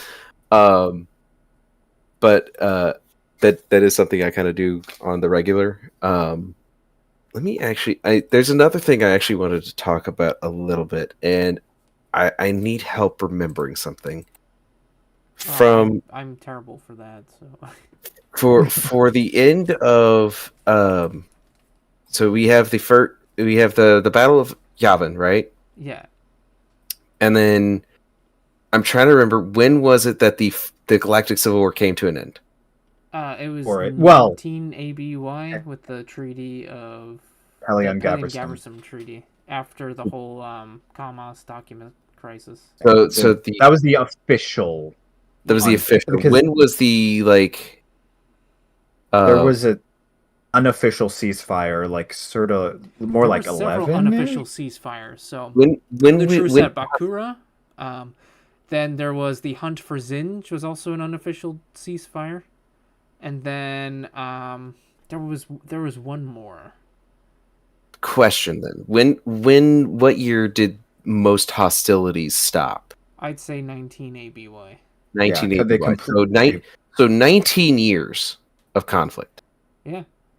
When did the Battle of Endor happen? 4 ABY. Really? Yes. Okay. And the war was officially declared 2 BBY, I believe. Yep. The rebellion was officially, the Alliance to Restore the Republic was officially formed in 2 BBY. That's right. Okay. So it's a little over 19 Treaty. years. Yeah. Little over 19 years of armed conflict. All right. 21. Like, yeah, like 21. 21. It's 21. 9 plus 10. Yeah. 21.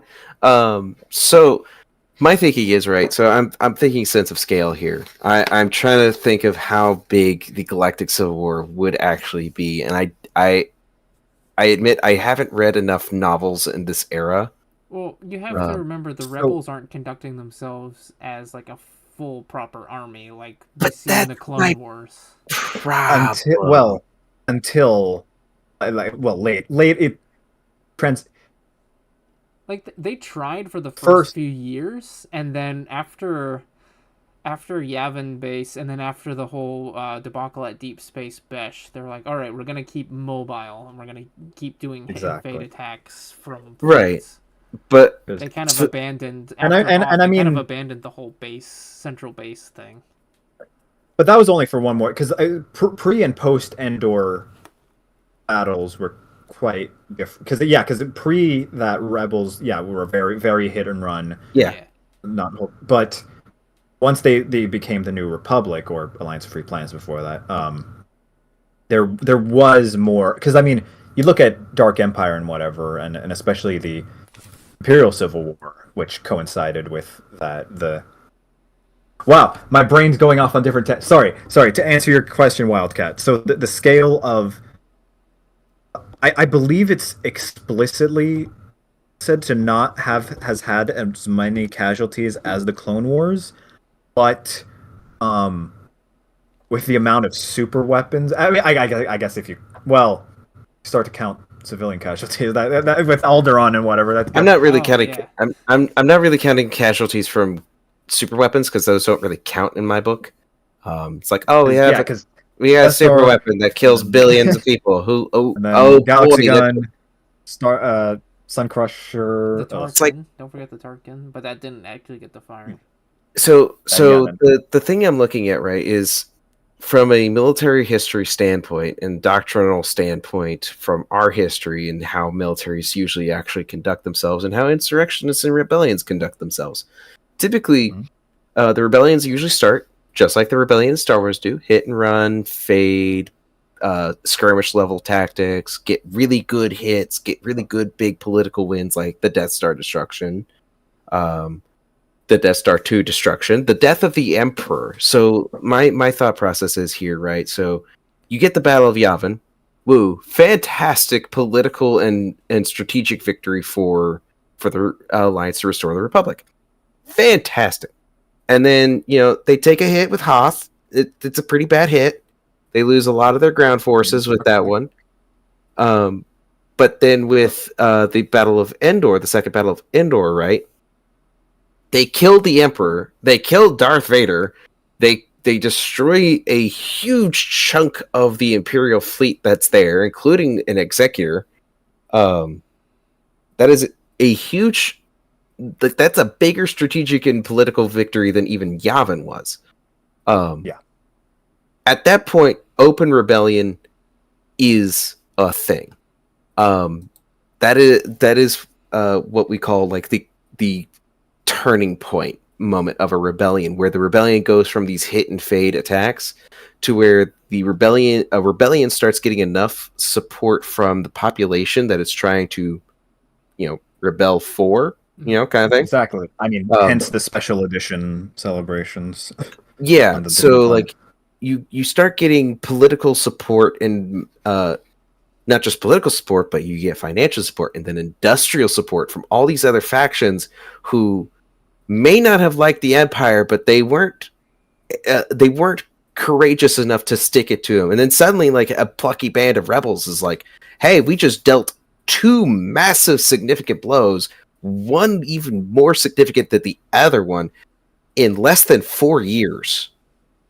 That is insane. So, for like a rebellion to do that, that's incredible. So, I'm thinking like any of the manufacturing guilds that are still around in like the Outer Rims would immediately like throw in with the rebellion, or at least have a lot of political sway to That's do the so. problem. The Empire That's pretty much what happened. nationalized a lot of those industries. A lot, not all of them. They were able to sway XCOM. They were also able. Income. Oh, Incom. Sorry, I'm thinking. Sorry, I'm thinking thinking of something X-Wing, completely yes. different. No, I'm thinking of XCOM. The Oh, games. the game. But like, those are still companies that, even though they're nationalized, they are still companies. Moncal shipyards. Moncal Well, shipyard. yeah, well.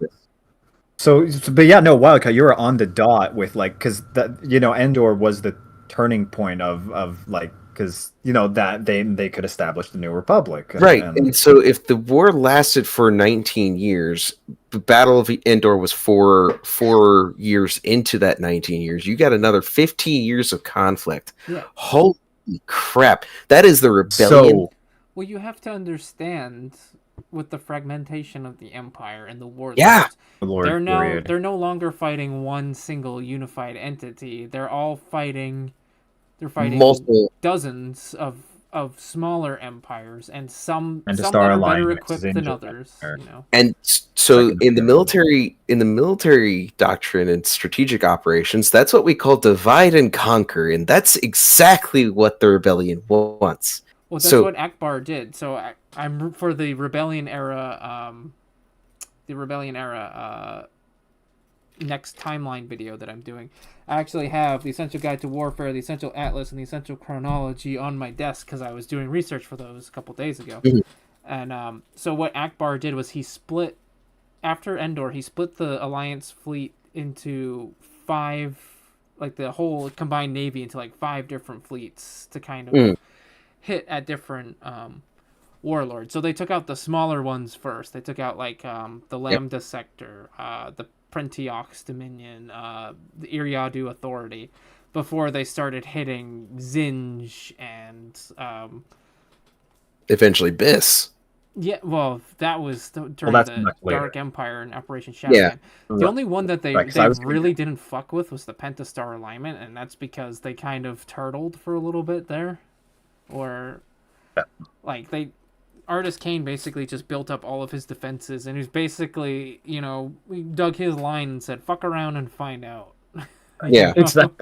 But Well, here's the my point to kind of culminate all this kind of together, kind of weaving the context here, as I like to do, is I'd like to see, like the actual conflicts that were going on there. Again, I don't know if the books really delved into how big these battles would get, but like especially 10 years in, like we're 9 years, like multiple, almost a decade after Endor, right? The rebellion is now the New Republic. Yeah. It should have vast quantities of military power at that point. So they do. Okay. So there's a caveat with that though. So they do. Well, that's the background context with Heir to the Empire. With Heir to the Empire, the New Republic has expanded so large that they can't really. They've expanded so much that they're now having logistical problems. So they have Han Solo going out there trying to recruit smugglers to start running legal cargo for the New Republic, and he's struggling. Meanwhile, since like all of the like Zinj is gone and the Pentastar alignment's not really doing anything, and the Empire proper is still kind of licking its wounds after the whole Isard and Heir to the Empire and the whole Isard and Zinj debacle. Because the New Republic actually expanded into Zinj's territory after Zinj died, and there was a whole 3-way battle between the Empire, Zinj, and the Greater Mal-Drud. And then when the Greater Mal-Drud, they basically kind of lost out, and the New Republic annexed a lot of their territories too. So they expanded so fast, and they didn't actually have the resources to like continue on, like holding that. So they actually had to convert a lot of their ships. So that's where you see in Heir to the Empire at the Battle of Sluis Van, those ships are undergoing refit in that shipyard to be cargo ships, and that's when Thrawn goes in to try to steal them. And that makes sense. But I'm more so looking at not just like naval battles and stuff like that. I'm looking at like the ground battles. I want to see a majority of the engagements were you want naval. to see the big ground battles. That's the Dark Empire era. Yeah. After Shadowhand, the Operation Shadowhand, even though like in many ways the New Republic was kind of reduced back to hit and run tactics of the rebellion, they nonetheless were like a lot of people forget that kind of that's when if you consider the Galactic Civil War like fully like that all those as one thing, like many, I don't recall the source, but I believe there was a claim that's like most of the deaths would have been around then. Yeah. Like there were some like I mean the battle for like when the Imperials retook Coruscant, for example, that was said to be like exceptionally bloody. And yeah, I can imagine that being. But like I picture that was pretty big. Like to give like a sense of scale of what I'm looking at here is I would hope that the battles, like if they do have any ground battles, that the battles are not like company scale. So for those watching who don't have a concept of how big a company is, standard The company GA are the size, 144 troopers. it's about 144 troopers. In the real world, it's about 120, 144, give or take. It's less than 200 people typically. So most of like what we see in battles in that time span seem to be like 20 dudes, 20 to 40 dudes, and I'm like, Small skirmishes. you might say. skirmishes. These are platoons. These are less than platoons in many cases. I'm like, I don't. That, no, You want to see give scale. me. I want to see battalions. So battalions, for a sense of scale, is roughly about 500 dudes. I want to see at least like battalion versus battalion, or we get brigade versus brigade. We start getting into division levels for like the big battles, but like. So GCW, those types of engagements are rare. Yeah. However, so off the top, oh sorry, Tad, were you gonna say something? Oh no, I was just agreeing with you. Yeah. Oh, I thought okay, sorry. So off the top of my head, there's the obvious example of Hoth. So yeah, the Reconquest of Coruscant. Hoth, I would say would be like a couple battalions sized. There were quite a bit of rebel troopers on the ground. Yeah, though Not so many. Though of course most were back there. Yeah, then well, their whole tactic was kind of getting the AT-ATs behind those lines and then dropping the snow troopers. But yeah, for the Battle of Hoth, just given the amount of rebels we kind of see, it seems less than 1,000. Yeah. So roughly about maybe a battalion and a half. Yeah. I need to send you a video. There was I saw this thing, because about. I don't know if it was no, it was so Galactic Civil War ground engagements were not super were a rarity to be above to be above company engagements. Those were the more decisive battles. So I just because to me, right, so naval engagements and then ground invasions, you typically don't actually take planets or take territory without a ground element. Sure, you could blockade something off, but that takes a lot of time. And if it's a full planet, they can, depending on the planet, it obviously depends on the planet. But depending on the planet, they could probably hold up on that planet for years. It depends, because blockades are exceptionally effective. Because, for example, one of Thrawn's greatest moves ever was at God, it wasn't Suezvan. It was because he basically managed when he did the whole the trolling with the trying to make them think that he could shoot through the planetary shield. Yep, with the cloaking device. He hit the cloaked dreadnoughts underneath the shield before they brought him up. So basically, like Art of War type shit. Like it's like, yes, so basically the threat of a single Star Destroyer. That's the whole point of a Star Destroyer, to be able to hold an entire star system.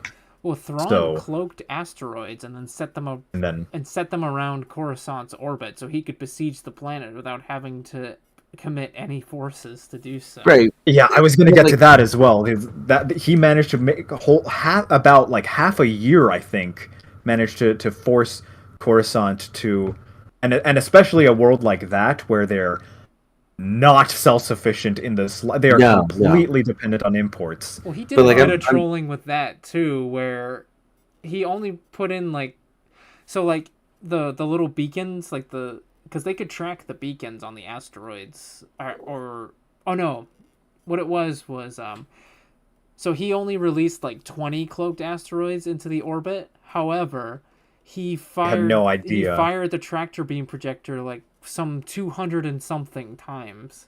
So what happened was the New Republic found the 20-something asteroids, but they're like, where's the other 198 asteroids? And we can't risk lowering the shield. But if you try to blockade let's say an agricultural world, right? Oh yeah, that's fine. They can sustain themselves forever. They can sustain themselves. That's when you need grounding, or the threat of ground invasion. Or if you go to an industrialized planet that happens to have a very large agricultural planet, you definitely need to have a significant ground invasion because, like Moonalist is, from what I can remember, Moonalist was. And since was they a weren't very willing to industrialized- slag it from orbit, let's be honest. Bombardments don't necessarily work. Well, they had more. They had a lot of mineral wealth, so they didn't want to slag it from orbit. Yeah, but a lot of people I've seen this reference like, oh, why don't they just bombard it from orbit? It's like, well, Base Delta Zero. Why don't they base Delta Zero? Why do they have to deal with ground invasions? It's because it depends on the whole. Like, what is the objective? Are you trying to gather resources? Yeah. It doesn't matter on the objective.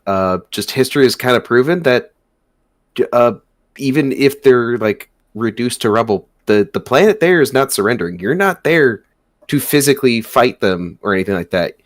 It's just bombardment from space, but they can't see you because you're in orbit, and just explosions. But then you're like, surrender, and they're just like, come down here and fight me. Because, like, in history, we've seen that. Like, during World War II, we tried to get Germany to surrender just by bombardment. They didn't do it. We tried to get Japan to surrender just by bombardment. They didn't do it. 1991, we tried to get Saddam to...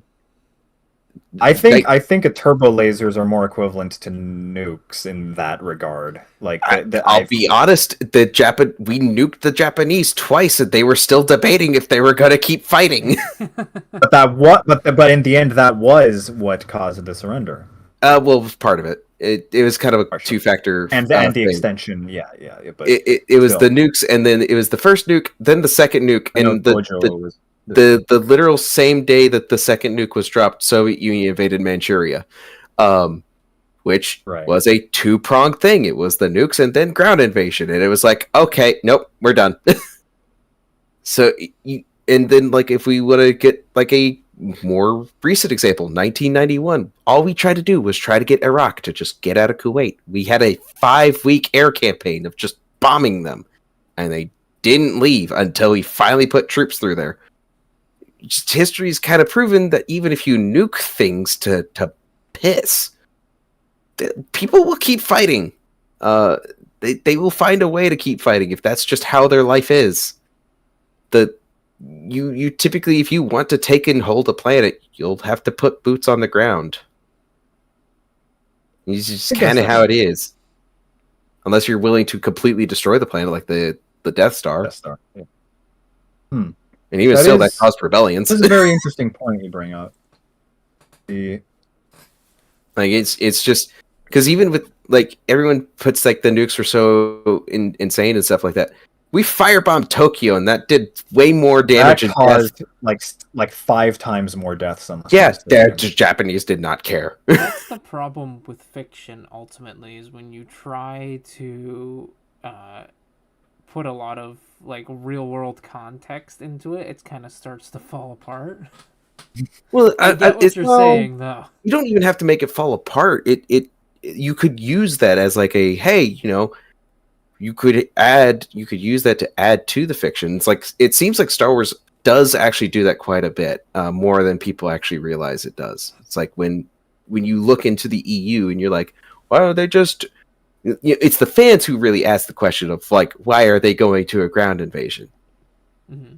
And it's like, well, no, the people who made the story understood that if you're going to go and take something, you need to have the boots on the ground to plant your flag on the soil. Right. Do you have a flag? No? Well, here's my flag. It's now mine. So you bring up some very fair points. So I think fiction does actually do it quite a bit. It's more the fans who are like, why do they just nuke it from orbit? And it's the fiction who's actually like, no, that doesn't actually work, idiot. Right. It helps. Don't get me wrong. It absolutely helps and can absolutely help demoralize. But you typically use it as what bombardment is. You use it to soften up the target before you actually put the actual scary people on the ground who will make you dead real quick. It's cool. I have a lot to think about on that. Yeah. I do this kind of thing on a regular. BattleTech is a wonderful franchise for me to do this kind of thing because everyone's like, "Oh, just use giant mechs." It's like, no, you need infantry to go into the buildings so that you get them out because mechs aren't going to go around destroying every building, but you can have squads of dudes go into every building. What is it? It's that old green text. It's like the F-14, like fighter jets can't enforce enforce a curfew or whatever. It's like there will always be infantry. There will always be boots on the ground. There will always be the sorry sons of bastards who are stuck in the mud. Mm. Well, maybe they'll be robotic at one point, but who knows? I have a whole litany as to why the CIS would not have been as effective as it should have, as it states it was, because it used primarily droids. Oh, I'm interested. Why? So as a garrison force, droids are kind of awful unless you have some insane level like programming to them, right? Like they almost have to be. Which B1s were not. B1s were not. B2s were not. Even the command droids, the tactical droids, or anything like that were not. If you want to take TCW in that, you need to have a flesh and bone being there, even if they do have. Had organic commanders. That's why they had organic commanders, but also just in the day-to-day garrison duties, right? Let's take good example: Afghanistan, Iraq, early 2000s. We primarily had garrison forces all throughout, but the population was kind of indifferent to us. Let's say the CIS goes and takes a planet that's pretty indifferent to what the CIS is doing. Uh-huh. Like we don't really, we didn't fight you. The Republic fought you. You're just kind of here, but now you're garrisoning because you're afraid the Republic will come back. We're very indifferent. But the thing is if you're a government that doesn't recognize the indifference, say if the CIS it doesn't recognize that the people there... I think I see where you're going with it. Are you saying like droids cannot win hearts and minds? Correct. No, they can't. But they did have organic units too. They had the Corrivar Fusiliers, they had the Awesome Commandos, the Nimbus Commandos, Namorian Shock Battalion. The Shock Battalion. And those are good. Those are Mandalorian Protectors. Mandalorian Protectors. And by the way, that's ingenious naming if you wanted to have a great garrison force. Mandalorian Protectors. Because Mandalorians are going to be tough sons of bitches. And they're protectors. Yeah, they're not the people that are... They're not the Crusaders. They're protecting you. That even just simple things as names can win the hearts and minds. Right. But like when you have Shock Battalion, but you have a Shock Battalion garrison, well, you're not using that battalion properly. It's a Shock Battalion. You should be on the front lines, breaking through enemy fortifications. But like you would need to have actual living, breathing garrison units behind. But from what we kind of see is that the CIS just used a lot of droids most of the times. Not saying that they didn't in many others, but for the majority, it seems that they just use droids, and that would have just caused more problems for the CIS, and if they didn't just have like independence. Well, I mean, at the end of the day, behind the scenes, not in. I mean, even in universe, that kind of was the point. Yes. I'm aware. Palps wanted to create the anti-alien, anti-droid sentiment. I'm aware. So, I know. In this scenario, in which he was not pulling the strings, correct. I believe you are totally on point. Oh, and I find it funny. I almost kind of want to do a little skit, like just like an in-universe Star Wars, like 60 minutes. Oh, I am so down. You just have like you have one dude who's like a military advisor from the CIS or something like that, who's like just begrudging. It's like during the it's right after Clone Wars, right? So he's brought in, he's turned Imperial, so he's gonna be bashing the CIS the entire time, right? Uh-huh. But but he'll bring up really good points about like, yeah, I never liked that they used droids, never won hearts and minds. It was just not how we did it, not how my forces did it. We did it right. We garrisoned that planet properly. You know? But like, I am so down for if you somehow if we can. Like, I think that would be very funny to do. It's like just an in-universe kind of 60 minutes, but like HoloNet 60 or something like that. I don't know. Yes. But just something like that I think would be really fun to have. It was funny seeing BattleTech do that, actually. BattleTech had like its own universe 60 minutes. Oh, man. It was in a video game, too. That was the best part. Really? Yeah. Some of the cinematics for Mech Commander 2 literally had like a bunch of like political talking heads talking about like, your precious Davians use mercenaries. Why can't the Steiners use mercenaries? Everybody uses mercenaries. Huh. Like, this is so cheesy and goofy. I love it. And it's all done in universe. Like, they're actual like military and political advisors in universe. It's like, I need to do that for Star Wars. That'd be fun. Yeah. If you write a script, we can definitely throw something together. That would be a lot of. I love doing in-universe like lore breakdowns or lore pokes and stuff like that. That's some of my favorite stuff. It's so good. I mean, Delta and I think we've exchanged the all the HoloNet news like from the old Star Wars Insider. Yeah. Every now and then I'll ask you for stuff because I don't really have a lot of the insiders because I didn't take care of my stuff as a kid. So. And I have to scour the internet ever since Hungry Ewok was shut down. But I have to scour. I had a mega upload site too that somebody gave me where I used to get audiobooks from, and that's gone. So I'm like, damn, I can't get the new ones. I have to actually buy the new ones. Ugh. Real. But yeah, so I think we're coming up on 2 hours here. Yeah. Do we want right. any like closing thoughts? Yeah. What are we up to? Respective channels and all that. To any of you sci-fi writers out there, my humble plea is keep battles realistically scaled. That's been a problem with sci-fi way before Star Wars. I am not saying this about Star Wars. I am saying this about 40K. I'm saying this about Star Wars. I'm saying this Halo. Halo actually scaled too. Halo actually for their ground combat tends to actually get that pretty decently. Not it's still off, but it is closer. BattleTech does it. Like every franchise does it. Titanfall. Oh my god, Titanfall. But yeah, just, like take a little bit of time. It takes like 20 minutes to go and research like how modern conflict scales are. It doesn't take much, but that's it. Touche. Yeah. You got anything you want to promote, or? I am working on a comic. It's on Webtoons. Right. Is it already up?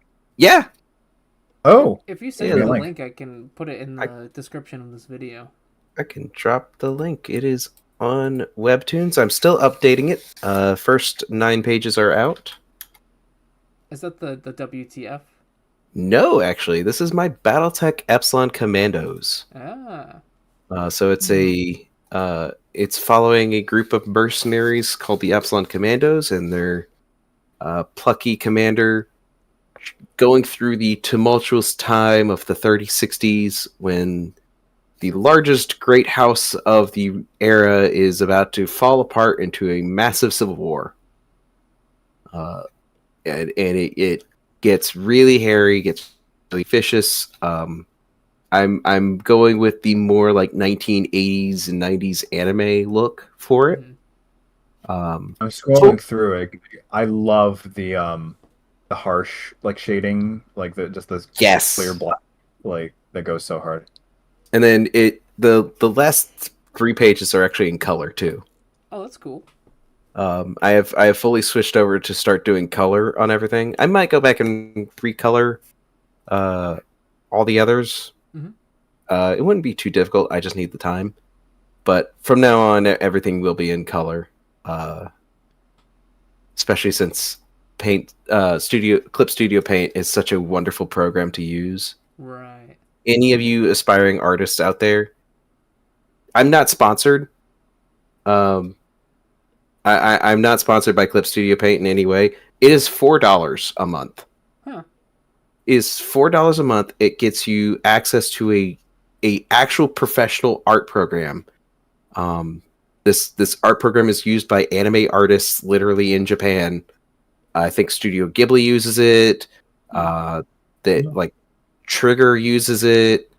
Sunrise Studios uses it. Everybody uses Clip Studio Paint. It's wonderful. Game companies use it for concept arting. It's again $4. It's amazing.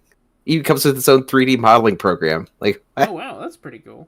yeah, I'm Huh. like, this is fantastic. So yeah, finally getting that and finally getting a new drawing tablet here soon has greatly improved the style. You could probably see the style change from just page 8 and 9. Ah, nice. But yeah, so that's what I've been working on. That's the big project that I have. I guess Sam, what do you got? Sam? Sam is Hello? dead. Oh, There he is. Oh. hello. Yes. Hello. I'm still here. What do Sorry, you got, I guess what do you got going on? Finishing up editing that interview with Joe Bongiorno. Gonna be cut into like 5 parts because it's 7 freaking hours. Yeah. And then, I see the pause on the YouTube. And Yeah, I don't then, know why I think the stream's fucked up. oh dear. Give it a moment. I don't know And if then, it's my internet or what. Volk says that Sombraptor is dead. Oh no! The Sombraptor is dead. The Sombraptor's dead. What happened to it? Right. So, yeah, Joe Bongiorno still working on that Star Wars philosophy video. I'm reading through the freaking Dao De Jing. I'll learn that stuff, and then yeah, hopefully next year I'm not as busy. What is up with the YouTube? Why is it? What not is? Yeah, showing- hold on. Oh, it's Why is it lagging not the showing hell. my Discord? There we go. Okay, there pops up. There it pops up. Okay. That's weird. Okay, sorry. Okay. Continue, Sombraptor. Continue. Yeah. Okay, yeah. Good. Okay, technical issues at the end. That's the best part to have them. Best time. Best time. And now to you, Lord Delta. So Good I've luck. been kind of. I'm sure a lot of people have noticed. I've been kind of away for a few months, and that's just because I've been clinically depressed. Woo. And freaking burnt out. And I was just like, you know what? I'm gonna take a break. So I deactivated the Patreon. The Discord is now kind of paused too. I'm actually gonna make a whole new Discord. So I'm gonna have to put that in the Discord later. Let everybody know that hey, Discord's going bye-bye. So,